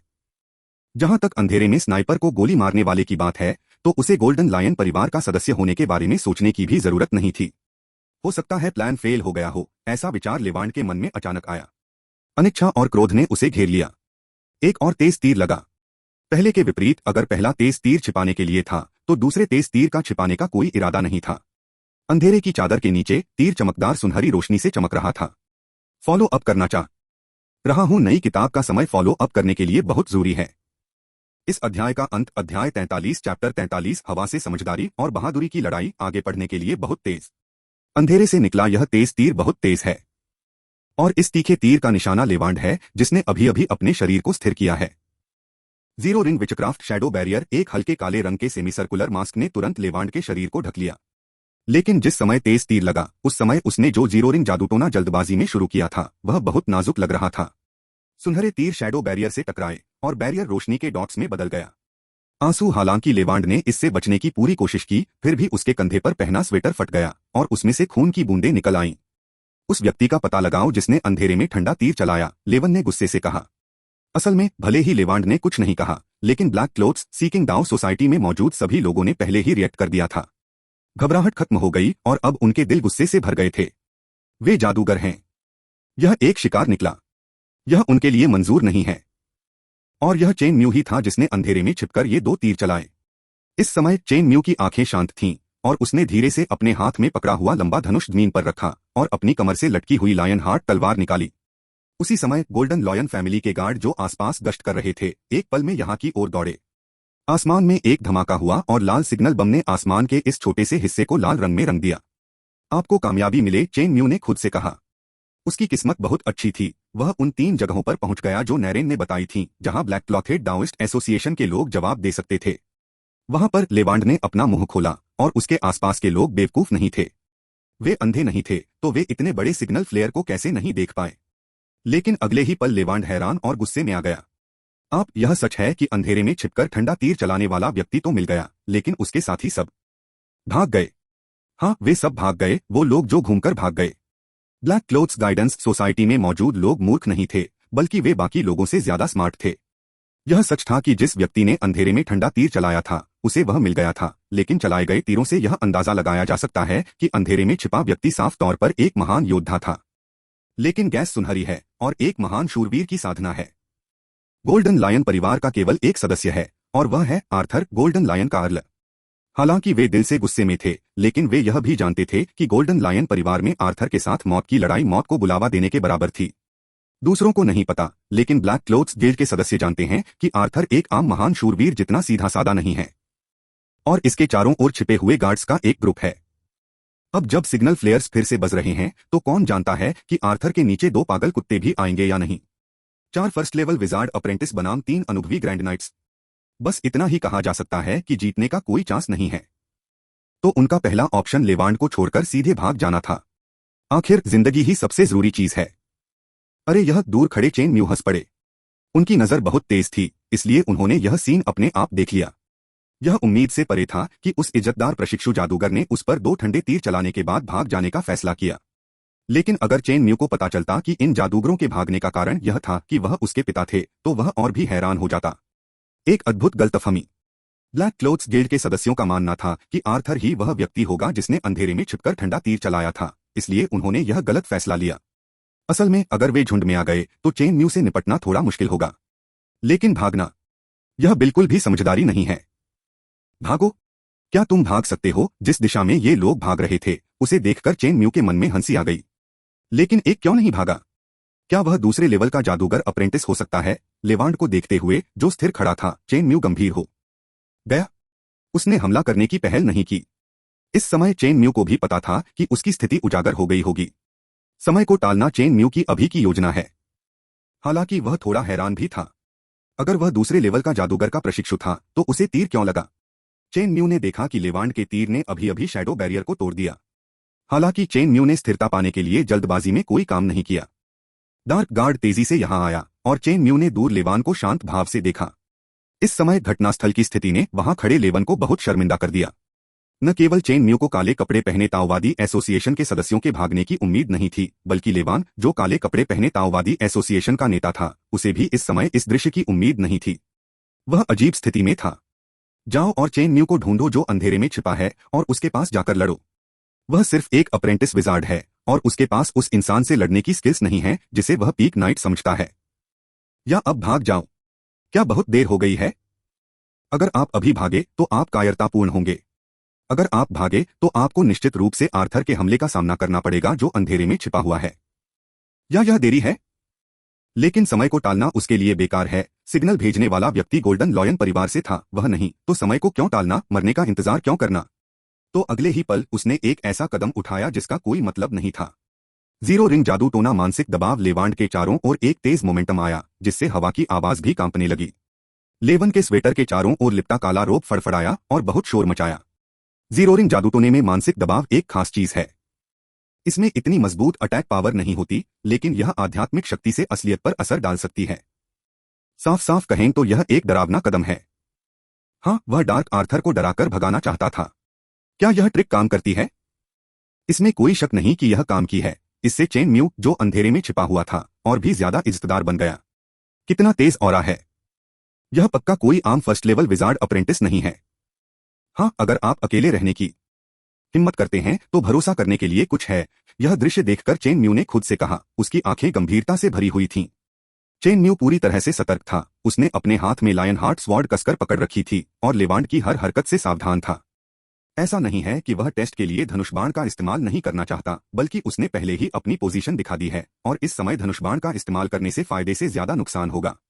लेकिन चेन म्यू को यह नहीं पता था कि इस समय वह हवा से अपनी बुद्धि और साहस का मुकाबला कर रहा था। अगले ही पल चेन म्यू की आंखों में शक की एक झलक दिखी। फिर से कोई हलचल क्यों नहीं हो रही है? क्या यह हम सबके एक साथ आने तक इंतजार करने की प्लानिंग कर रहा है? या यह कुछ बड़े मूस बचाकर रख रहा है? क्या तुम्हें इतना भरोसा है? लेवान को देखकर, जो अपनी जगह पर बिना हिले डुले खड़ा था, चेन म्यू अपने विचारों में उलझ गया। अगर यह सच में इतना मजबूत है तो फॉर्मल नाइट खुद सिमुलेशन में कैसे बच गया? अगले ही पल लेवान को देखकर, जो सैकड़ों छिपे हुए गार्ड्स से घिरा हुआ था लेकिन फिर भी बिना हिले डुले था, चेन म्यू का दिल और भी भारी हो गया। ऐसा इसलिए था क्योंकि लेवांडोव्स्की बहुत शांत था, जिससे वह थोड़ा कंफ्यूज हो गया था। सैकड़ों छिपे हुए गार्ड्स से घिरे होने के बावजूद वह बिना हिले डुले रह सका। अब और इंतजार नहीं कर सकता, चेन म्यू ने मन ही मन सोचा। उसने इसे आजमाने का फैसला किया। आखिरकार अगर यह सच में बड़े पैमाने पर जादू टोना जमा कर रहा है तो बस इंतजार करना बेकार है। PS1 प्लीज फॉलो अप करें बच्चों, फॉलो अप बहुत जरूरी है। PS2 मंथली पास के लिए 4,47,257 और भाई शियाओ जू को धन्यवाद। मैं आपसे प्यार करता हूं, कृपया फॉलो अप करें। इन्वेस्टमेंट के लिए अपडेट की जरूरत जल्द ही आ रही है। हर कोई स्टार्टिंग पॉइंट कॉइन में इन्वेस्ट कर सकता है। इस अध्याय का अंत चैप्टर 44 च्यूए वर्ड स्लैश और डबलेज slash chapter 44 crimson moon cross slash और डबल ब्लेड स्लैश। आगे पढ़ने के लिए उसी समय दूसरी ओर कांटों के जंगल की गहराई में 3 काली परछाइयां जंगल में दौड़ रही थीं और बीच बीच में पीछे मुड़कर देख रही थीं। जब उन्हें पता चला कि कोई हलचल नहीं हो रही है तो तीनों की स्पीड धीरे धीरे धीमी हो गई। प्लान फेल हो गया होगा। आर्थर को तो यह भी पता है कि हम कहां छिपे हैं। हो सकता है कि विनर और नेलुन ने ऑर्गेनाइजेशन को धोखा दिया हो। धत तेरे की। बूढ़े आदमी लेवन ने मुझसे जो इनाम देने का वादा किया था वह मुझे अभी तक नहीं मिला है। उनमें से एक ने बदसूरत चेहरे से बात की और उसकी आवाज गुस्से और अनिच्छा से भरी हुई थी। इनाम के बारे में सोचना भी मत। लेवांडो बच पाएगा या नहीं, यह एक सवाल है। मैंने उससे कहा कि गोल्डन लायन परिवार से निपटना इतना आसान नहीं है। अगर तुम नहीं सुनोगे तो मरना भी इसके लायक है। एक और आवाज आई जिसका टोन थोड़ा मुश्किल था। हाँ, मरना ठीक है। एक बेकार आदमी जिसने पूरी जिंदगी मेडिटेशन की प्रैक्टिस की है और जो फर्स्ट लेवल का विजार्ड अप्रेंटिस भी है, उसके पास ब्लैक क्लोथ्स सीकिंग सोसाइटी चलाने की कोई क्वालिफिकेशन नहीं है। उसने बस आर्थर को घसीटने में हमारी मदद की। ऐसा कहकर उस आदमी ने अपना सिर घुमाया और घबराहट के साथ थोड़ा सा देखा। उसे यह जानकर राहत मिली कि कोई भी उसे पकड़ नहीं पाया था। चलो, यहाँ सेफ नहीं है। जितनी जल्दी हो सके यहाँ से चले जाओ। अगर कुछ नहीं हुआ तो हम कल ही फार ईस्ट टेरिटरी छोड़ सकते हैं। आवाज धीमी होने के बाद तीनों ने फिर से स्पीड बढ़ा दी। अगर कोई एक्सीडेंट नहीं हुआ तो यह नेचुरली एक एक्सीडेंट होगा। अगले ही पल अचानक बदलाव हुआ। मुझे डर है कि तुम नहीं जा पाओगे। अंधेरी रात में एक बहुत ही धीमी आवाज आई। Night skill shocking wave slash. नीली रोशनी की एक चमक चमकी और एक सिर उड़ गया। अंधेरी रात में खून के छींटे पड़ने की आवाज साफ सुनाई दे रही है। एक घात लगा हुआ है। बाकी दो लोगों की रिएक्शन स्पीड बहुत तेज थी और नीली लाइट जलते ही उन्होंने रिएक्ट किया। Zero ring witchcraft shadow ball. Zero ring witchcraft shadow hand. लगभग तुरंत ही दोनों जादूगर एक के बाद एक उस अंधेरी जगह की ओर बढ़े जहां अभी अभी हमला हुआ था। एक व्यक्ति का सिर कलम करने के बाद भी एम ने अपने इरादे नहीं छिपाए। हाथ में नाइट की तलवार घुमाते हुए उसके चारों ओर नीली हवा फैल गई। मरना। जादूटोने का जरा भी विरोध किए बिना एम ने दो जादूटोने उठाए और उसके हाथ में नाइट की तलवार ने उसके सामने खड़े दो लोगों पर वार किया। जब वुजू और एम के शरीर टकराए तो बहुत तेज आवाज हुई। जादूटोना शुरू करने वाले दो जादूगरों की आंखों में खुशी दिख रही थी। उन्हें उम्मीद नहीं थी कि कोई बेवकूफ भी होगा जो अपने शरीर से जादूटोने का विरोध करने की हिम्मत करेगा। लेकिन उन्होंने एम के चेहरे पर उपहास और घृणा नहीं देखी। एम की तलवार उन पर नहीं लगी क्योंकि उन पर जानलेवा हमला एम की जादूटोना वाली कोई जबरदस्त लड़ाई नहीं थी। लेकिन उनके पीछे से night skill red moon cross slash. कांटों वाले जंगल में एक लाल रोशनी चमक रही थी। यह वार जानलेवा है। एम की बेताब लड़ाई और मौत की आवाज ने उन्हें पीछे आने वाली मुश्किल के लिए तैयार नहीं किया। इसलिए जब तक उन्हें अपने पीछे तेज हवा का एहसास हुआ तब तक बहुत देर हो चुकी थी। वे इस पल अपने आध्यात्मिक समुद्र में छिपे जादूटोने को एक्टिवेट नहीं कर सके। इसमें कोई शक नहीं कि वे जमीन पर कीमा बन गए। लेकिन विलियम, जिसने यह वार किया था, उसे जरा भी खुशी नहीं हुई और उसने जमीन पर पड़े मांस के टुकड़ों की तरफ देखा तक नहीं। इसके बजाय उन्होंने त्योरियां चढ़ाते हुए कहा, असल में इसकी कोई जरूरत नहीं है। अगर वे दुश्मन का सीधे सामना भी करें तो भी उनमें विरोध करने की काबिलियत नहीं है। यह बहुत रिस्की है। बोलते समय विलियम उसे सहारा देने के लिए एम के पास गया। एक जादूगर की जादूटोने की शक्ति कमाल की होती है और एक जादूगर के प्रशिक्षु की जादूटोना भी कमाल की होती है। आमतौर पर एक महान योद्धा भी जादूटोने का विरोध करने के लिए अपने शरीर का इस्तेमाल नहीं करेगा। उन्होंने पहले इस बारे में बात नहीं की थी, लेकिन विलियम ने कहा कि उन्हें इसकी आदत हो गई है। और अगले ही पल एम ने बेपरवाही से कहा, क्या यह सबसे तेज नहीं है? और तो और मुझे चोट नहीं लगी है। एम ने चुपके से मुंह में खून निकल लिया। उसका चेहरा बेपरवाही से भरा हुआ था। यह दृश्य देखकर विलियम ने असहाय होकर अपना सिर हिलाया। आपकी नाक में खून लगभग बह रहा है और आपको अभी तक चोट नहीं लगी है। लेकिन विलियम ने एम को नहीं बताया। वह जानता था कि उसका दोस्त बहुत जिद्दी है। दूसरी तरफ चेन म्यू इस समय अजीब मूड में था। हाँ, यह अजीब है क्योंकि जांच करने के बाद उसे पता चला कि यह जादूगर प्रशिक्षु उसकी कल्पना से अलग था। यह उसकी सोच से ज्यादा मजबूत नहीं है और न ही यह कोई बड़ा जादूटोना जमा कर रहा है। इसके विपरीत यह बहुत कमजोर लगता है। क्या यह सेकंड लेवल का जादूगर अप्रेंटिस हो सकता है? सेकंड लेवल का जादूगर अप्रेंटिस इतना कमजोर कैसे हो सकता है? चेन म्यू ने एक और आर्मर स्प्लिट स्लैश किया और लाइवान थोड़ी शर्मिंदगी में बच गया। इस समय लेवांड का चेहरा बहुत ही भद्दा था। उसे लगा कि उसके साथ धोखा हुआ है और उसे यकीन हो गया कि उसके सामने खड़ा आदमी आर्थर बिल्कुल नहीं था। और यह व्यक्ति जो आर्थर नहीं है, उसके लिए कोई अजनबी नहीं है। यह वह व्यक्ति है जिसे वे इस बार मारने की कोशिश कर रहे हैं, विली वीजली। वेरी एक महान शूरवीर निकला। यह कैसे संभव है? लेवांड को लगा कि पिछले कुछ दशकों का उनका अनुभव उलट-पुलट हो गया है। जैसे ही वेरी ने उस पर हमला करने के संकेत दिए, लेवांड को लगा कि यह दुनिया उस दुनिया से अलग लग रही है जिससे वह परिचित था। वेनर और नैरेन के फेल होने की एक वजह थी। नीमा एक बड़े नाइट पर चुपके से हमला करने गया था जो लंबे समय से तैयार था। इसमें कोई हैरानी की बात नहीं है कि वह कामयाब हो गया। Zero ring witchcraft shadow hand. लेवांड के जादूटोने से फिर बचते हुए चेन म्यू को पहले से ही अपने दिल में यकीन था। उसे यकीन था कि उसके सामने बैठा जादूगर प्रशिक्षु कमजोर होने का नाटक नहीं कर रहा था, बल्कि सच में कमजोर था। तो मैं लंबे समय से हवा से लड़ रहा हूँ। चेन म्यू जो समझना चाहता था थोड़ा कंफ्यूज्ड था। नहीं, तुम एक फर्स्ट लेवल विजार्ड अप्रेंटिस, अपने साथियों के साथ मत भागो। तुम जहां हो वहीं रहकर और अजय होने का नाटक करके क्या करना चाहते हो? अब सैकड़ों डार्क गार्ड्स तुम्हें घेरे हुए हैं और वह खुद भी एक बड़ा नाइट है, इसलिए अगर तुम भागना चाहो तो शायद बच नहीं पाओगे।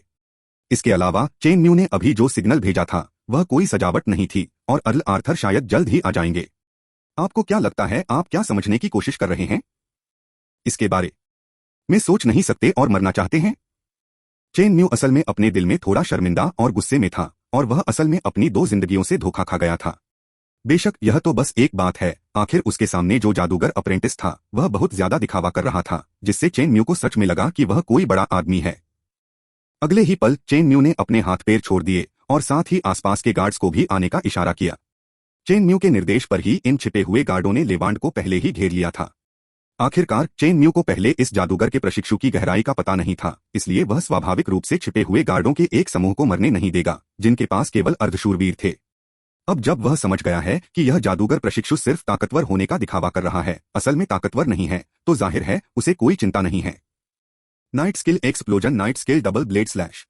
सुनहरी हवा चेन म्यू के पूरे शरीर पर फैल गई और आखिर में उसके हाथों और लायन हार्ट स्वॉर्ड के चारों ओर लिपट गई। लेवांडो इस वार को रोक नहीं सका। एक सुनहरी रोशनी चमकी और यह सुनहरी रोशनी अंधेरी रात में बहुत चमकदार थी। उसी समय यह सुनहरी रोशनी खून के मोतियों की माला लेकर आई। कृपया फॉलो अप करें इस अध्याय का अंत, अध्याय 45, चैप्टर 45, पूरी सेना का विनाश। आगे पढ़ने के लिए लेवान की नजर अचानक थोड़ी धुंधली हो गई। उसका गला कट गया था और उसे ऐसा महसूस हो रहा था जैसे उसके गले से हवा उसके मुंह में आ रही हो। वह खून बहता हुआ महसूस कर सकता था। वह जानता था कि इस समय उसके बचने की कोई उम्मीद नहीं है। मरने से पहले कई चीजें उसकी आंखों के सामने आती रहीं, जैसे एक के बाद एक हल्के पर्दे गुजर रहे हों। दशकों पहले उन्होंने अपने साथियों के साथ विजार्डिंग कॉन्टिनेंट की नाव पर पक्के इरादे से कदम रखा था। उस समय उसका असली इरादा क्या था? शायद यह बस एक टीनेजर का मूड है। और अब उसके साथियों का क्या? ऐसा लगता है कि कुछ लोग हमेशा के लिए विजार्डिंग कॉन्टिनेंट में ही रह गए और कुछ लोग सब कॉन्टिनेंट में ही मर गए। ऐसा लगता है कि वह बूढ़ा आदमी अकेला ऐसा व्यक्ति है जो विजार्डिंग कॉन्टिनेंट में जिंदा बचने के लिए गया था। अब मैं भी मरने वाला हूं। लेवांड का मन उलझे हुए विचारों से भरा था और अंत में केवल यही एक विचार उसके मन में आया। आखिर में वह अपनी आंखें बंद करने को तैयार नहीं लग रहा था।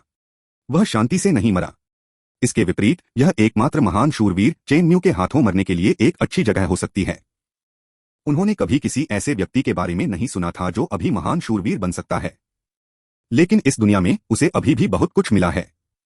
अगले ही पल अनगिनत छिपे हुए गार्ड्स की नाइट तलवारें तुरंत लेवांड के शरीर में घुस गईं।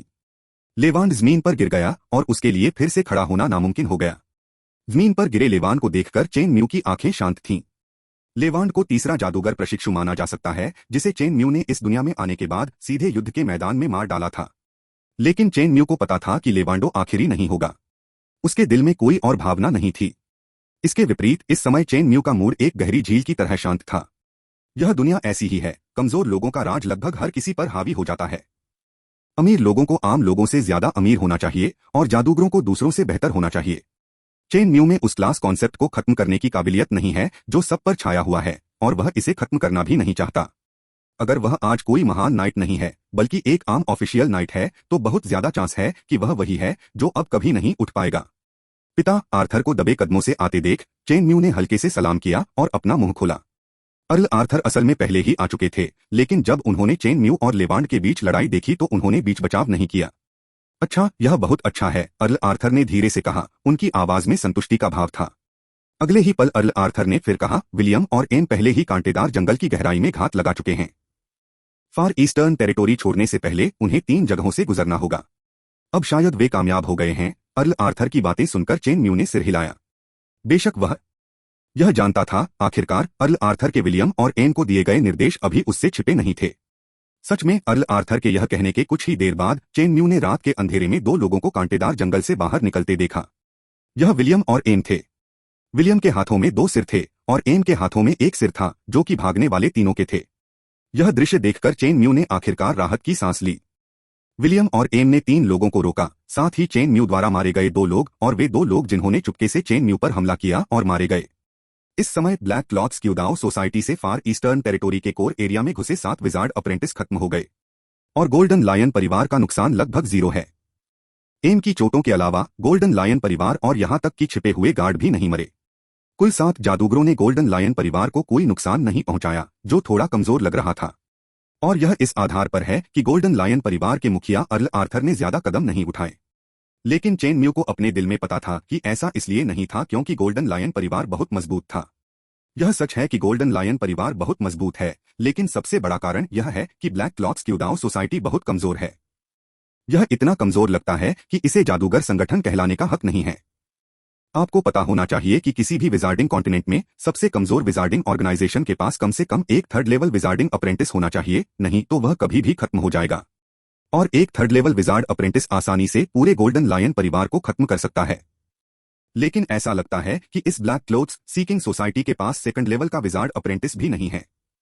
दूसरे लेवल का जादूगर अप्रेंटिस बनने की सबसे ज्यादा संभावना वाले व्यक्ति को भी विलियम और चेन म्यू ने मार डाला था जब वे फार ईस्ट सिटी में थे। इसलिए हालांकि यह लड़ाई एक बड़ी जीत थी, फिर भी चेन म्यू का जादूगरों को नीचा दिखाने का कोई इरादा नहीं था। इसके बजाय जादूगर बनने की उसकी इच्छा और मजबूत हो गई।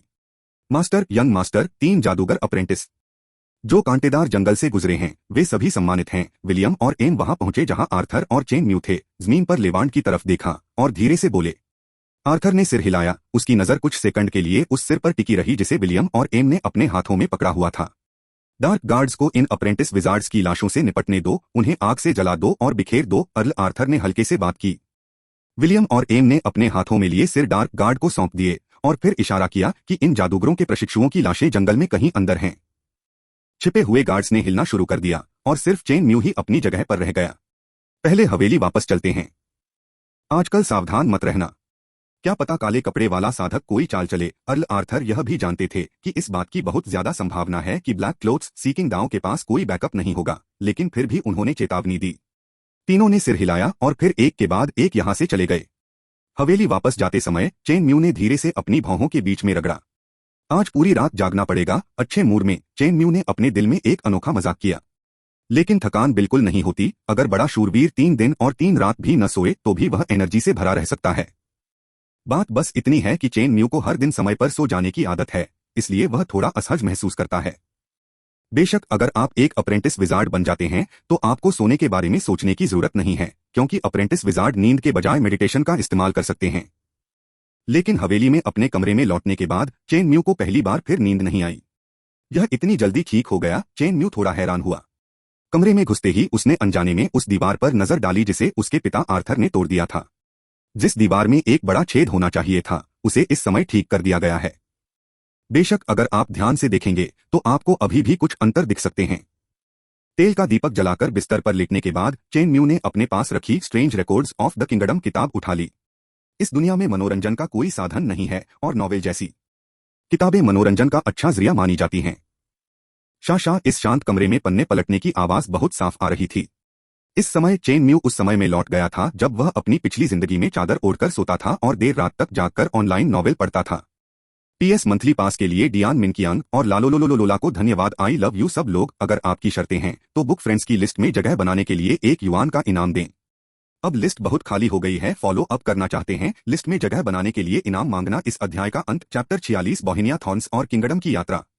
चैप्टर 46 बोहेनिया थॉर्न फ्लावर और किंगडम की यात्रा। आगे बढ़ने की कोशिश। एक अनजान पहाड़ में एक महल में बड़ी गोल मेज के सामने अनगिनत सीटों में से सिर्फ 4 पर ही लोग बैठे थे और इन चारों लोगों के चेहरे बेशक बहुत बदसूरत हैं।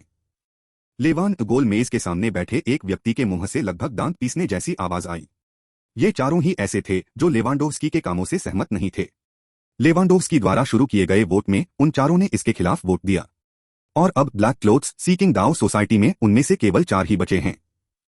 वे गोल्डन लायन परिवार से नफरत नहीं करते थे, लेकिन लेवांड के लिए उनकी नफरत बढ़ती ही जा रही थी। क्या आपको अपना लेवल नहीं पता? गोल्डन लायन परिवार से कैजुअल प्लान से निपटने की हिम्मत है? अगर गोल्डन लायन परिवार से निपटना सच में इतना आसान है तो यह कैसे हो सकता है कि ब्लैक क्लॉथ्स क्यूदाओ सोसाइटी ने दशकों से कोई बड़ा कदम नहीं उठाया है? खैर, शुरू में ऑर्गेनाइजेशन में कुछ विजार्ड अप्रेंटिस थे, लेकिन अब यह 2/3 तक कम हो गया है। अब कुछ भी कहने में बहुत देर हो चुकी है। चाहे आप लेवांड से कितनी भी नफरत करें, इससे कोई मदद नहीं मिलेगी। वह मर चुका है। एक और आवाज आई। पहले बोलने वाले व्यक्ति की तुलना में इस व्यक्ति का लहजा बहुत शांत है, लेकिन उसका रंग भी बहुत भद्दा है। यह एक अच्छी मौत है। अगर वह नहीं भी मरा तो मैं उसे खुद मार डालूंगा। वह उसके कंट्रोल से बाहर है और उसने ऑर्गेनाइजेशन का मैजिक वेपन खो दिया है। उस आदमी का लहजा पागलपन से भरा था। यह एक जादुई हथियार है। एक जादुई हथियार उनकी जान खरीदने के लिए काफी है और अब वे उस बेवकूफ लेवांड के हाथों हार गए हैं। ठीक है, अब और कुछ कहना बेकार है। अब से गोल्डन लायन परिवार के खिलाफ सभी एक्शन लेना बंद कर दो। अचानक एक निर्णायक आवाज आई। इस आवाज का मालिक कोई और नहीं बल्कि मुलिन है। दूसरी तरफ गोल्डन लायन परिवार का मुख्य क्षेत्र। 1 महीने से ज्यादा समय जल्दी बीत गया और इस महीने कुछ खास नहीं हुआ। ब्लैक क्लोथ्स सीकिंग दाओ सोसाइटी का काल्पनिक उत्तराधिकारी सामने नहीं आया, इसलिए चेन म्यू पहले ही अपनी छोटी सी हवेली में रहने के लिए वापस आ गया है।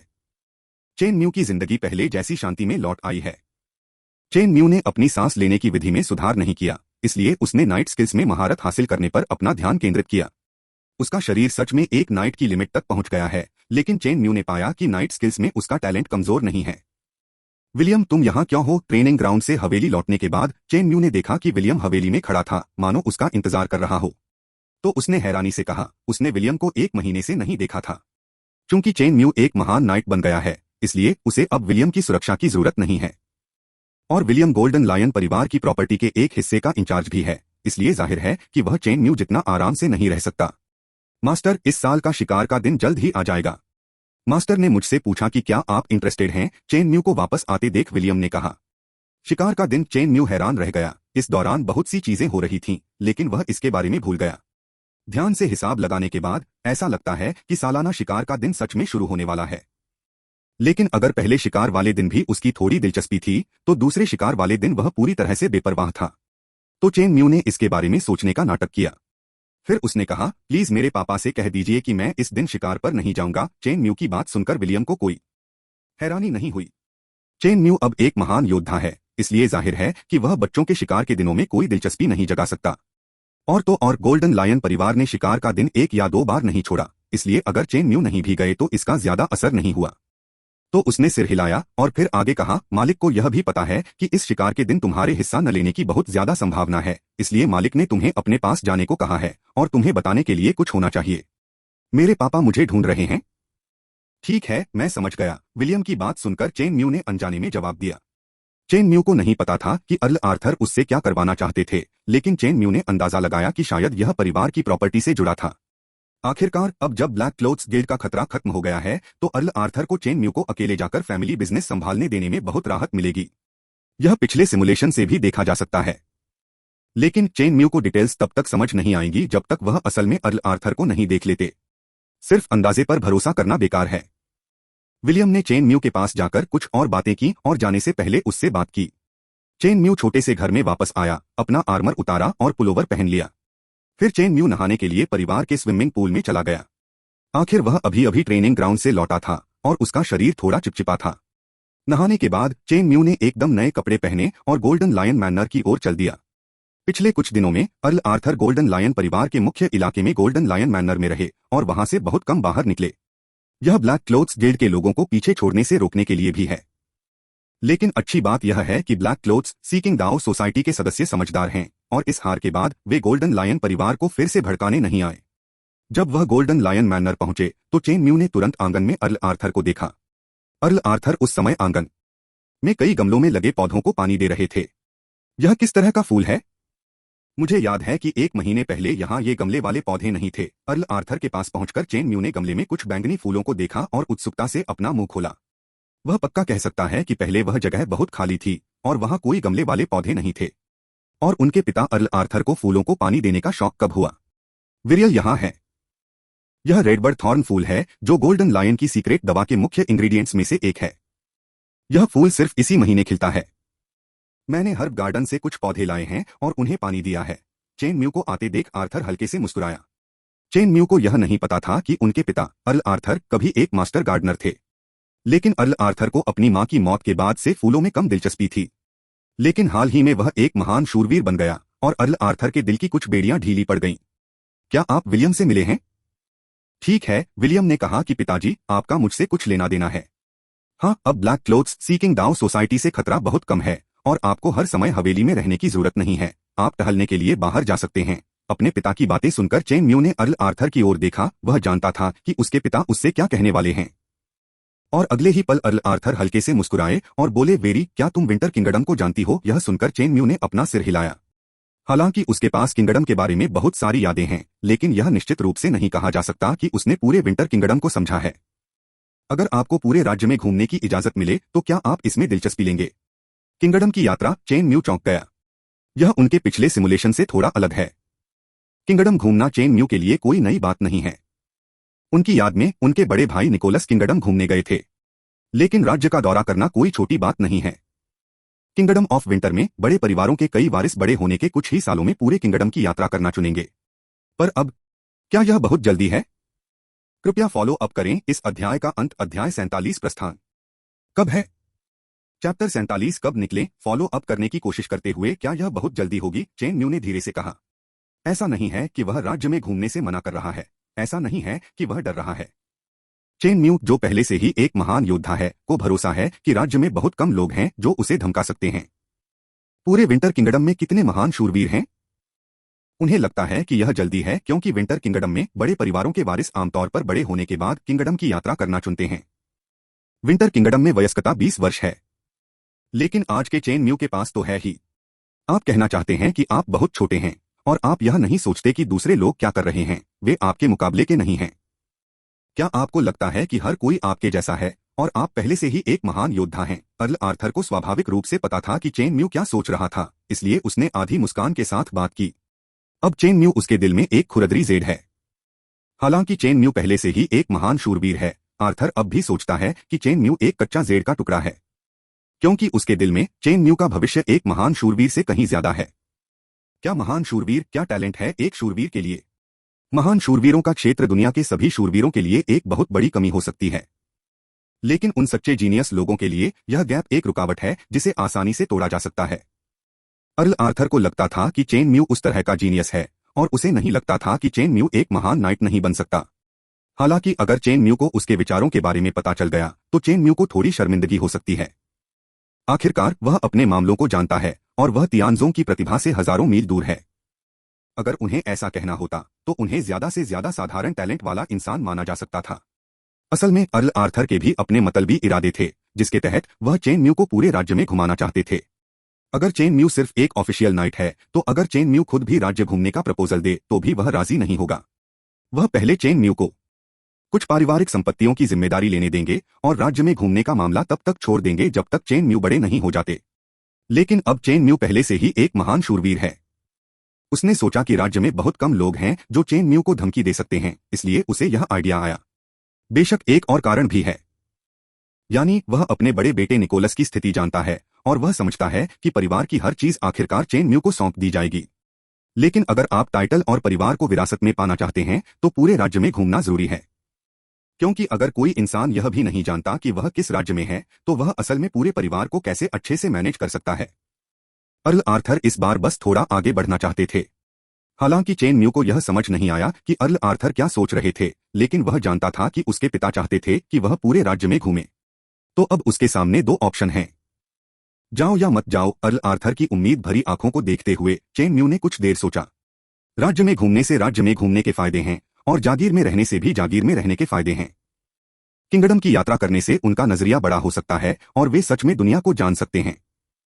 आखिरकार इस दुनिया में आने के बाद चेन म्यू ने अपना ज्यादातर समय गोल्डन लायन परिवार के फार ईस्ट टेरिटरी में बिताया। लेकिन अगर वह जागीर में रहता तो वह बहुत स्टेबल रहता, क्योंकि उसके पिता अर्ल आर्थर को पता नहीं था, लेकिन वह खुद जानते थे कि उसने चीटिंग की है। अब जब ब्लैक क्लोथ्स गिल्ड से कोई खतरा नहीं है तो महीने में एक बार होने वाला सिमुलेशन उसे जादूगरों के रहस्यमय रास्ते पर सच में जासूसी करने की इजाजत दे सकता है। कुछ देर सोचने के बाद चेन म्यू ने आखिरकार सिर हिला दिया। कब निकलना है? बस इसी महीने। चेन म्यू की बातें सुनकर अर्ल आर्थर ने दृढ़ता से कहा। चेन म्यू ने आखिरकार राज्य की यात्रा करने का फैसला किया, क्योंकि उसे लगा कि वह एक गलतफहमी में पड़ गया है। हवेली में रहना सिमुलेटिंग है, लेकिन राज्य में घूमना भी सिमुलेटिंग है। सिमुलेटर यहां बाउंड नहीं है, और अगर यह यहां नहीं है तो इसे सिमुलेट नहीं किया जा सकता। अगर सिमुलेटर सच में किसी जगह से बंधा है तो चेन म्यू पहाड़ से बाहर निकले बिना स्वाभाविक रूप से अजय नहीं होगा। हालांकि उसका सिमुलेटर कहीं भी इस्तेमाल किया जा सकता है और राज्य में घूमने से उसकी सिम लाइफ पर जरा भी असर नहीं पड़ता। दूसरा कारण यह है कि देरसवेर उसे राज्य की यात्रा करनी ही होगी, क्योंकि अब वह एक महान शूरवीर है और उसके पिता अर्ल आर्थर उसके जागीर में रहने से सहमत नहीं होंगे। जब आप एक तीर से दो निशाने लगा सकते हैं तो ऐसा क्यों न करें? अपनी पसंद बताने के बाद आर्थर ने चेन म्यू को राज्य में यात्रा करते समय ध्यान देने वाली कुछ बातें बतानी शुरू की। चेन म्यू ने बहुत गंभीरता से सुना। वह जानता था कि ये सब बातें उसके पिता के अनुभव थे जब वह राज्य में घूमते थे। जैसे जैसे समय बीतता गया, अर्ल आर्थर ने बहुत कुछ कहा, जबकि चेन म्यू चुपचाप सुनता रहा। शायद बस इसी बात पर ध्यान देना है। बेशक ये सिर्फ अनुभव की बातें हैं। जब आप सच में पूरे राज्य में घूमते हैं तो आप सिर्फ खुद पर भरोसा कर सकते हैं। अर्ल आर्थर ने यह वाक्य बहुत गंभीरता से कहा और उनका एक्सप्रेशन बहुत गंभीर था। अच्छा ऐसा है, चेन म्यू ने धीरे से कहा।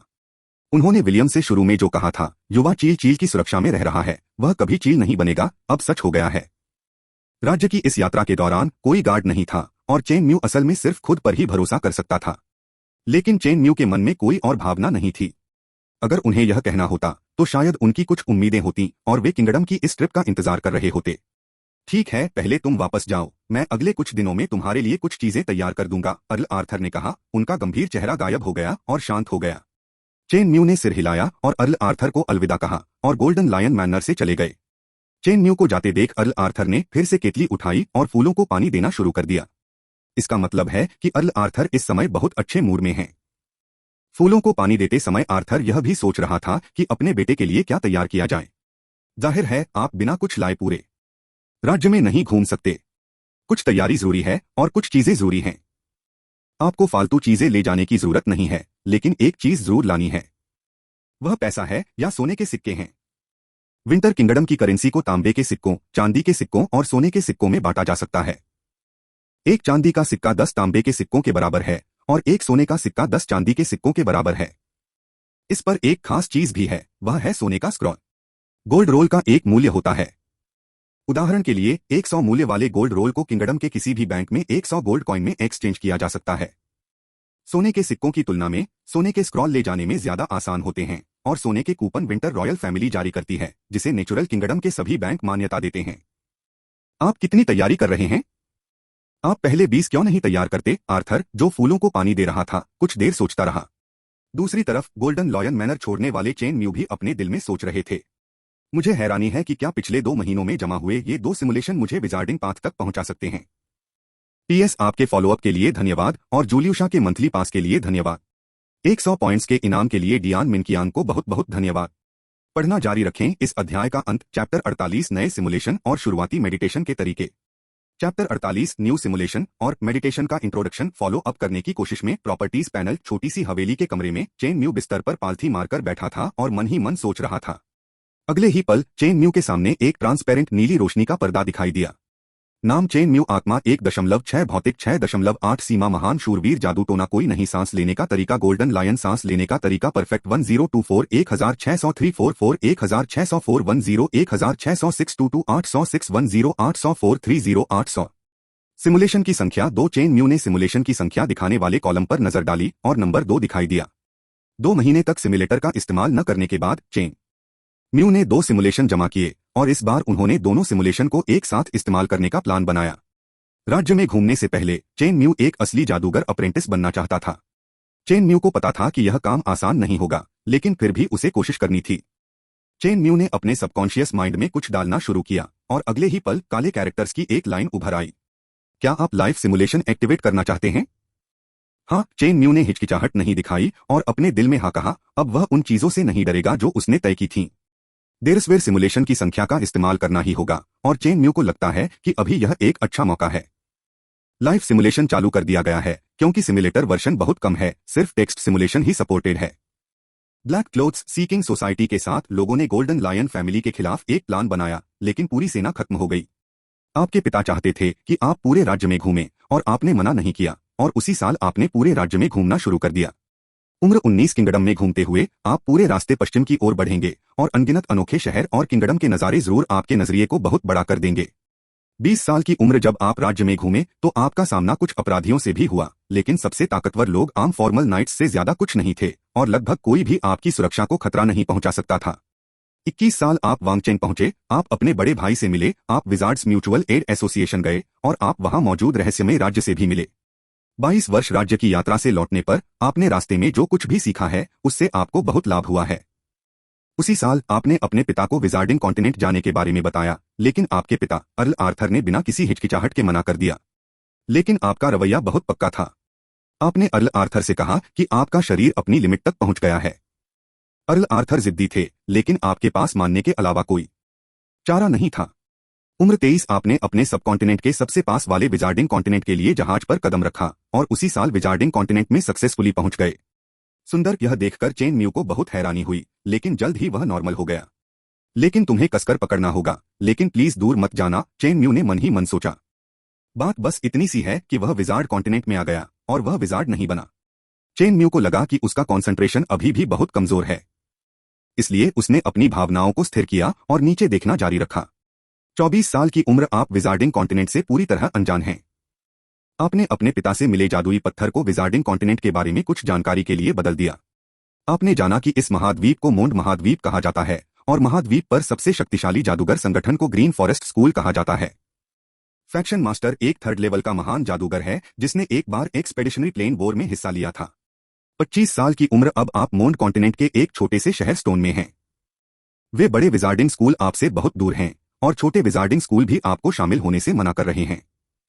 उम्र 26 बहुत पूछताछ के बाद आपको पता चला कि स्टोन के लॉर्ड को जादू टोने के एक्सपेरिमेंट के लिए किसी ऐसे व्यक्ति की जरूरत है जिसका शरीर बहुत अच्छा हो, लेकिन जब तक कोई एक व्यक्ति हो, इनाम यह है कि आप अपनी मर्जी से उनसे रिक्वेस्ट कर सकते हैं, और आपने इस एक्सपेरिमेंट के लिए साइन अप किया। 28 वर्ष आप भाग्यशाली हैं। आपका मजबूत शरीर स्टोन के शहर के स्वामी को आप में बहुत रुचि रखता है। लेकिन तुम बदकिस्मत भी हो, 2 साल के एक्सपेरिमेंट ने तुम्हारी बॉडी को लगभग खत्म कर दिया है। तुम्हारी बॉडी की तुलना अब किसी फॉर्मल नाइट से भी नहीं की जा सकती। 29 वर्ष प्रयोग पूरी तरह से खत्म हो गया है और आपने अपने क्षतिग्रस्त शरीर को लिया और स्टोन के भगवान से जादूगर की ध्यान विधि सीखने के लिए कहा। आपको लगा कि स्टोन लॉर्ड मना कर देंगे, लेकिन आपको एहसास नहीं हुआ कि उन्होंने आपको थोड़ा अजीब तरह से देखा, जैसे कि वह सोच रहे हों कि आपने इतनी आसान सी रिक्वेस्ट क्यों की। 30 वर्ष पुराना स्टोन के भगवान ने आपको धोखा नहीं दिया। आपने अपनी इच्छानुसार जादूगर ध्यान विधि सीखी है, लेकिन आपको एक नई प्रॉब्लम पता चली है। आप शुरू नहीं कर सकते। हाँ, आप चाहे जैसे भी मेडिटेशन करें, आप शुरू नहीं कर सकते। 31 वर्षीय ध्यान अभ्यास के बारे में जानकारी महंगी है और आपने संबंधित जानकारी खरीदने के लिए बहुत सारे जादुई पत्थर खर्च किए हैं। आपको प्रॉब्लम पता चल गई है, यानी 5वीं क्लास के जादूगर होने की संभावना जो सिर्फ मेडिटेशन शुरू करना चाहते हैं 10 में से 1 है, और यह समय बहुत लंबा है। अगर आप 5वीं क्लास के जादूगर की क्वालिफिकेशन के साथ मेडिटेशन शुरू करना चाहते हैं तो सबसे भरोसेमंद तरीका है कि आप एक असली जादूगर को ढूंढें जो आपके स्पिरिचुअल सागर को जबरदस्ती बढ़ाने में आपकी मदद करे। 36 साल पिछले 5 सालों में आपने लगभग हर दिन मेडिटेशन करने की कोशिश की है, लेकिन आप आध्यात्मिक समुद्र के होने का एहसास भी नहीं कर पा रहे हैं। आध्यात्मिक समुद्र को बढ़ाना तो दूर की बात है, आप थोड़े हताश हैं। 38 साल की उम्र में जल्दी में था और डॉक्टर के पास गया।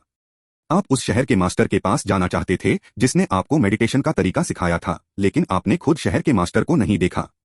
41 साल की उम्र और 3 साल हो गए हैं और आपने इन कुछ सालों में मेडिटेशन करने का आइडिया अभी भी नहीं छोड़ा है। आपका शरीर बूढ़ा होने लगा है। ओरिजिनल एक्सपेरिमेंट में आपकी कुछ जिंदगी लग गई और आपके विजार्ड अप्रेंटिस बनने की संभावना और भी कम हो गई है। 43 वर्षीय 13 वर्षों के बाद आप अंततः फिर से स्टोन के स्वामी से मिले। समय ने सिटी लॉर्ड स्टोन के शरीर पर जरा भी निशान नहीं छोड़ा है, लेकिन आप इस समय पहले से ही अपनी बुढ़ापे को दिखा रहे हैं और उन्होंने आपको पहचान लिया। वह थोड़ा हैरान था कि तुमने जादूगर बनने का आइडिया नहीं छोड़ा।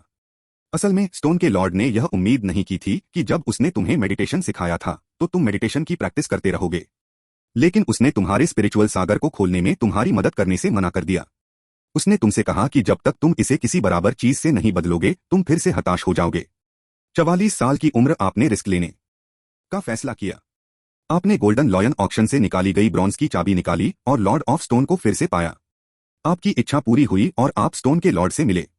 जब उन्होंने आपके हाथ में ब्रॉन्ज की चाबी देखी तो वे थोड़े हैरान हुए और स्पिरिचुअल समुद्र खोलने में आपकी मदद करने के लिए मान गए। इसका मकसद इसे ब्रॉन्ज की चाबी से बदलना था और आप खुशी खुशी मान गए। वह यह नहीं समझता कि आप जादूगर के रास्ते को लेकर इतने जुनूनी क्यों हैं, क्योंकि अगर आप मेडिटेशन शुरू करने में कामयाब भी हो जाते हैं तो पहले लेवल के जादूगर के ट्रेनी के तौर पर भी प्रैक्टिस करना मुश्किल है। 45 साल की उम्र आध्यात्मिक समुद्र खुल गया है और आपने सफलतापूर्वक ध्यान करना शुरू कर दिया है। हालांकि आपकी मानसिक शक्ति आम लोगों से ज्यादा मजबूत है, लेकिन आपका शरीर और अलग अलग असर आपके लिए पहले लेवल का जादूगर बनना मुश्किल बनाते हैं। 48 साल की उम्र आपका शरीर पूरी तरह से अपनी लिमिट पर पहुंच गया है। आपकी जिंदगी भी खत्म हो गई है। आप मर चुके हैं। सिमुलेशन खत्म हो गया है। कृपया अपना इनाम चुनें। क्षेत्र को संरक्षित करें या आरक्षित तकनीक हो गया। काले किरदारों की आखिरी लाइन देखकर चेन म्यू को बहुत खुशी हुई। हालांकि इस बार सिमुलेशन में कुछ उतार चढ़ाव आए, लेकिन नतीजा चेन म्यू की उम्मीदों से कहीं ज्यादा आसानी से निकला। इस सिमुलेशन में वह विजार्ड कॉन्टिनेंट में सक्सेसफुली पहुंच गया और मेडिटेशन भी शुरू कर दिया। हालांकि आखिर में वह फर्स्ट लेवल विजार्ड अप्रेंटिस बनने में फेल हो गया, लेकिन यह चेन म्यू की उम्मीदों से कहीं ज्यादा था। मेडिटेशन आइडिया और सिमुलेटर के साथ क्या आपको डर है कि आप जादूगर नहीं बन पाएंगे? यह सबसे जरूरी कदम शायद पहले ही उठा लिया गया है। यह एक स्नोबॉल को लुढ़काने जैसा है। स्नोबॉल पहले छोटा होगा, लेकिन यह निश्चित रूप से बड़ा और बड़ा होता जाएगा। लेकिन अगले ही पल चेन म्यू को एक नई समस्या का सामना करना पड़ा। क्षेत्र रखें या तकनीक रखें, क्या इस बार सिमुलेटर में उसका दायरा बेहतर हुआ है? ऐसा लगता है कि नहीं हुआ है। वह पहले लेवल का जादूगर अप्रेंटिस नहीं बना है और स्पिरिचुअल समुद्र भी एक पुरानी हालत में है जिसे अभी अभी खोला गया है। चेन म्यू जो नेचुरली समझना चाहते थे, उन्होंने कोई हिचकिचाहट नहीं दिखाई। मंत्र सुरक्षित रखो। अगले ही पल एंट्री लेवल मेडिटेशन मेथड की याद चेन म्यू के दिमाग में एक धार की तरह उमड़ पड़ी। उसे तुरंत कई बातें समझ में आ गईं। कृपया फॉलो अप करें इस अध्याय का अंत। अध्याय 49 आध्यात्मिक सागर और ब्लैक टावर ध्यान विधि। चैप्टर 49 स्पिरिचुअल सी और ब्लैक टावर मेडिटेशन मेथड। आगे पढ़ने के लिए यह बहुत फूला हुआ है। चेन म्यू ने धीरे से अपनी भौहों के बीच को रगड़ा। मेडिटेशन के तरीके की याददाश्त इतनी ज्यादा है कि चेन म्यू का सिर भी थोड़ा सूज गया है। लेकिन इस सिमुलेशन से चेन म्यू को बहुत फायदे हुए। सिर्फ मेडिटेशन के विचारों और यादों के ट्रांसमिशन से ही उसे अनगिनत चीजें तुरंत समझ में आ गईं। अब उसने सचमुच ध्यान करना शुरू कर दिया है। हमेशा की तरह जब तक वह हर दिन स्टेप बाय स्टेप मेडिटेशन की प्रैक्टिस करता रहेगा, देर वह एक जादूगर के अप्रेंटिस की दुनिया तक पहुंच जाएगा। लेकिन असल में यह इतना आसान नहीं है। अगले ही पल चेन म्यू के मन में एक विचार आया और उसके सामने का नजारा अचानक बदल गया। अब उसके सामने वह जाना पहचाना कमरा नहीं था, बल्कि एक ग्रे एरिया था। हालांकि आसपास का माहौल धुंधला था, लेकिन चेन म्यू की स्थिति पानी के एक तालाब के बीच में होने जैसी थी। यह बिल्कुल चेन म्यू का आध्यात्मिक सागर है। शायद इसे आध्यात्मिक समुद्र नहीं कहा जा सकता, क्योंकि यह बहुत छोटा है। चेन म्यू जिस आध्यात्मिक समुद्र को देख पा रहे थे, वह लगभग एक बाथटब के आकार का था। यह छोटा है, लेकिन इसे आम लोगों द्वारा खोले गए आध्यात्मिक समुद्र से बड़ा होना चाहिए, चेन म्यू ने मन ही मन सोचा। अगले ही पल उसके सामने का दृश्य अतीत में लौट गया। मेरा अभी का स्पिरिचुअल समुद्र शायद मुश्किल से 2 जीरोरिंग विचक्राफ्ट बना पाएगा, चेन म्यू ने खुद से कहा। वह निराश नहीं हुआ, बल्कि सुखद आश्चर्य में पड़ गया, क्योंकि यह छोटे आध्यात्मिक समुद्र का प्रकटीकरण नहीं है, बल्कि आम लोगों की शुरुआती ध्यान विधि से खुले आध्यात्मिक समुद्र की तुलना में चेन म्यू का आध्यात्मिक समुद्र पहले से ही बहुत बड़ा है। इस समय फर्स्ट क्लास क्वालिफिकेशन वाला व्यक्ति भी चेन म्यू के स्पिरिचुअल सागर जितना बड़ा नहीं हो सकता। यह उच्च आध्यात्मिक शक्ति के साथ जन्म लेने का लाभ है। बेशक चेन म्यू और फर्स्ट क्लास काबिलियत वाले लोगों के बीच कोई तुलना नहीं है, क्योंकि फर्स्ट क्लास काबिलियत कुदरती आध्यात्मिक शक्ति में ज्यादा मजबूत नहीं होती, बल्कि ध्यान शुरू करने के बाद आध्यात्मिक सागर को बेहतर बनाने में ज्यादा मजबूत होती है। हालांकि चेन म्यू का शरीर मजबूत आध्यात्मिक शक्ति के साथ पैदा हुआ था, लेकिन उनके आध्यात्मिक सागर का सुधार बहुत धीमा था। लेकिन जिन लोगों में फर्स्ट क्लास काबिलियत होती है, भले ही उनकी नेचुरल स्पिरिचुअल पावर मजबूत न हो, वे मेडिटेशन की प्रैक्टिस करके अपने स्पिरिचुअल सागर को बहुत जल्दी बेहतर बना सकते हैं। अगर चेन म्यू और फर्स्ट क्लास विजार्ड क्वालिफिकेशन वाला कोई व्यक्ति एक ही समय पर मेडिटेशन शुरू करें, तो वे 1 साल से भी कम समय में इसमें माहिर हो सकते हैं। लेकिन फिर भी चेन म्यू बहुत संतुष्ट है। आखिरकार उसके पास ऐसे चीट्स हैं जो दूसरों के पास नहीं हैं। चेन म्यू बिस्तर पर पालथी मारकर लेट गया और ध्यान करने लगा। अगले ही पल चेन म्यू खालीपन की हालत में पहुंच गया। यह अवस्था कुछ नींद जैसी ही है, लेकिन यह अलग है, क्योंकि इस समय चेन म्यू अपने आसपास की हर चीज को पूरी तरह से देख सकता है। अगर आपको यह कहना है तो यह कुछ आंखें खोलकर सोने जैसा है। मेडिटेशन का तरीका अपनाने के बाद चेन म्यू को साफ महसूस हो रहा था कि उनके आसपास कुछ ऐसा लग रहा था जैसे उनके स्पिरिचुअल समुद्र ने उन्हें अपनी ओर खींचा हो और फिर उनके स्पिरिचुअल समुद्र में मिल गया हो। यह पूरी तरह महसूस होने वाला एक अद्भुत एहसास है। यह बस स्पीड है। यह बहुत धीमा है। जादूगर का प्रशिक्षु बनने के लिए आपको बंदर के वर्ष तक ध्यान करना होगा। थोड़ी देर बाद अनजान रंगों के कई हल्के धब्बे चेन म्यू के आध्यात्मिक समुद्र में मिल गए और उसके आध्यात्मिक सागर में सुधार बहुत कम है। चेन म्यू खुद को बेबस महसूस कर रहा था। उन्होंने सोचा था कि 5वीं क्लास के जादूगर की क्वालिफिकेशन वाले लोग मेडिटेशन करने में बहुत धीमे होंगे, लेकिन उन्हें उम्मीद नहीं थी कि यह इतना धीमा होगा। सिर्फ मेडिटेशन की प्रैक्टिस करके चेन म्यू को लगा कि वह अपनी पूरी जिंदगी में फर्स्ट लेवल विजार्ड अप्रेंटिस नहीं बन पाएगा। यह ऐसा है जैसे आपसे एक तालाब को रेत से भरने के लिए कहा जाए और आपको एक दिन में सिर्फ 100 रेत के कण दिए जाएं और फिर उसे एक एक करके भरने के लिए कहा जाए। अगर आप पूल भरना चाहते हैं तो जब तक पूल अपने आप सूख न जाए, आप शायद सिर्फ बुढ़ापे में मरकर उसे नहीं भर पाएंगे। यह अभी भी इस बात पर आधारित है कि पूल पहले ही आधा भर चुका है, क्योंकि चेन म्यू की मेंटल पावर नेचुरली ज्यादा मजबूत है। बेशक यह कहावत थोड़ी बढ़ा चढ़ाकर कही गई है, लेकिन यह दिखाने के लिए काफी है कि चेन म्यू के लिए जादूगर का ट्रेनी बनना कितना मुश्किल है। कोई हैरानी नहीं कि अर्ल आर्थर ने उसे विजार्डिंग कॉन्टिनेंट नहीं भेजा, जबकि असली मालिक को बचपन में ही उसकी विजार्ड क्वालिफिकेशन का पता चल गया था। अर्ल आर्थर बहुत पहले ही समझ गए थे कि ऐसी विजार्ड क्वालिफिकेशन के साथ विजार्ड अप्रेंटिस बनने की उम्मीद बहुत कम है। अच्छी बात यह है कि चेन म्यू का जन्म काफी मजबूत दिमागी ताकत के साथ हुआ है। हालांकि ये रास्ता बहुत मुश्किल है, लेकिन उम्मीदों से भरा नहीं है, और ये भी नहीं भूलना चाहिए कि चेन म्यू धोखेबाज आदमी है। पहले लेवल के जादूगर के ट्रेनी के लिए कम से कम स्टैंडर्ड यह है कि स्पिरिचुअल समुद्र कम से कम 3 जीरोरिंग विचक्राफ्ट बना सके। चेन म्यू अब खुद को इस बात से तसल्ली दे सकते हैं कि वह इस स्टैंडर्ड से बस एक कदम दूर हैं। अगर आप इस तरह से सोचें तो यह काफी अच्छा लगता है। पैनल अगले ही पल चेन म्यू ने एट्रीब्यूट पैनल पर आवाज लगाई और जाना फचाना ट्रांसपेरेंट नीली लाइट का पर्दा फिर से चेन म्यू के सामने आ गया। नाम चेन म्यू आत्मा 1.7 भौतिक 6.8 नाइट क्षेत्र महान नाइट विजार्ड दायरा कोई नहीं सांस लेने का तरीका गोल्डन लायन सांस लेने का तरीका perfect meditation method black tower meditation method entry 12 400 1324 160543 1606112 16124 16088 1600720 जादू टोना कोई नहीं सिमुलेशन की संख्या एक पैनल पर कुछ बदलाव थे और चेन म्यू ने इसे नोटिस किया। मेडिटेशन शुरू होने से स्पिरिचुअल पावर 0.1 बढ़ गई है। जब तक यह दायरे से बाहर न हो आमतौर पर आध्यात्मिक शक्ति में सुधार बहुत कम होता है, इसलिए 0.1 का सुधार बुरा नहीं है। रियल्म कॉलम को नाइट रियल्म और विजार्ड रियल्म में बांटा गया है, लेकिन अभी भी कोई विजार्ड रियल्म कॉलम नहीं है। श्वास विधि के कॉलम के नीचे ध्यान विधियों का एक अतिरिक्त कॉलम है और ऊपर वह ध्यान विधि है जिससे चेन म्यू ने शुरुआत की है, ब्लैक टावर मेडिटेशन मेथड। यह पैनल चेन म्यू की समझ के अनुसार बनाया गया है, इसलिए इन बदलावों का होना स्वाभाविक रूप से सामान्य है। इस समय चेन म्यू का ध्यान स्वाभाविक रूप से इन छोटे बदलावों की ओर आकर्षित नहीं हुआ और उसका ध्यान अभी भी सिमुलेशन समय के अंतिम कॉलम पर था। क्या आप सिमुलेशन जारी रखना चाहते हैं? सिमुलेशन की संख्या के कॉलम को देखकर चेन म्यू को थोड़ी उलझन महसूस हुई।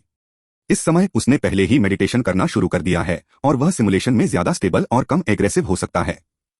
उठकर मेडिटेशन करना पूरी तरह से मुमकिन है। आप जितने ज्यादा समय तक जिएंगे उतना ही अच्छा होगा।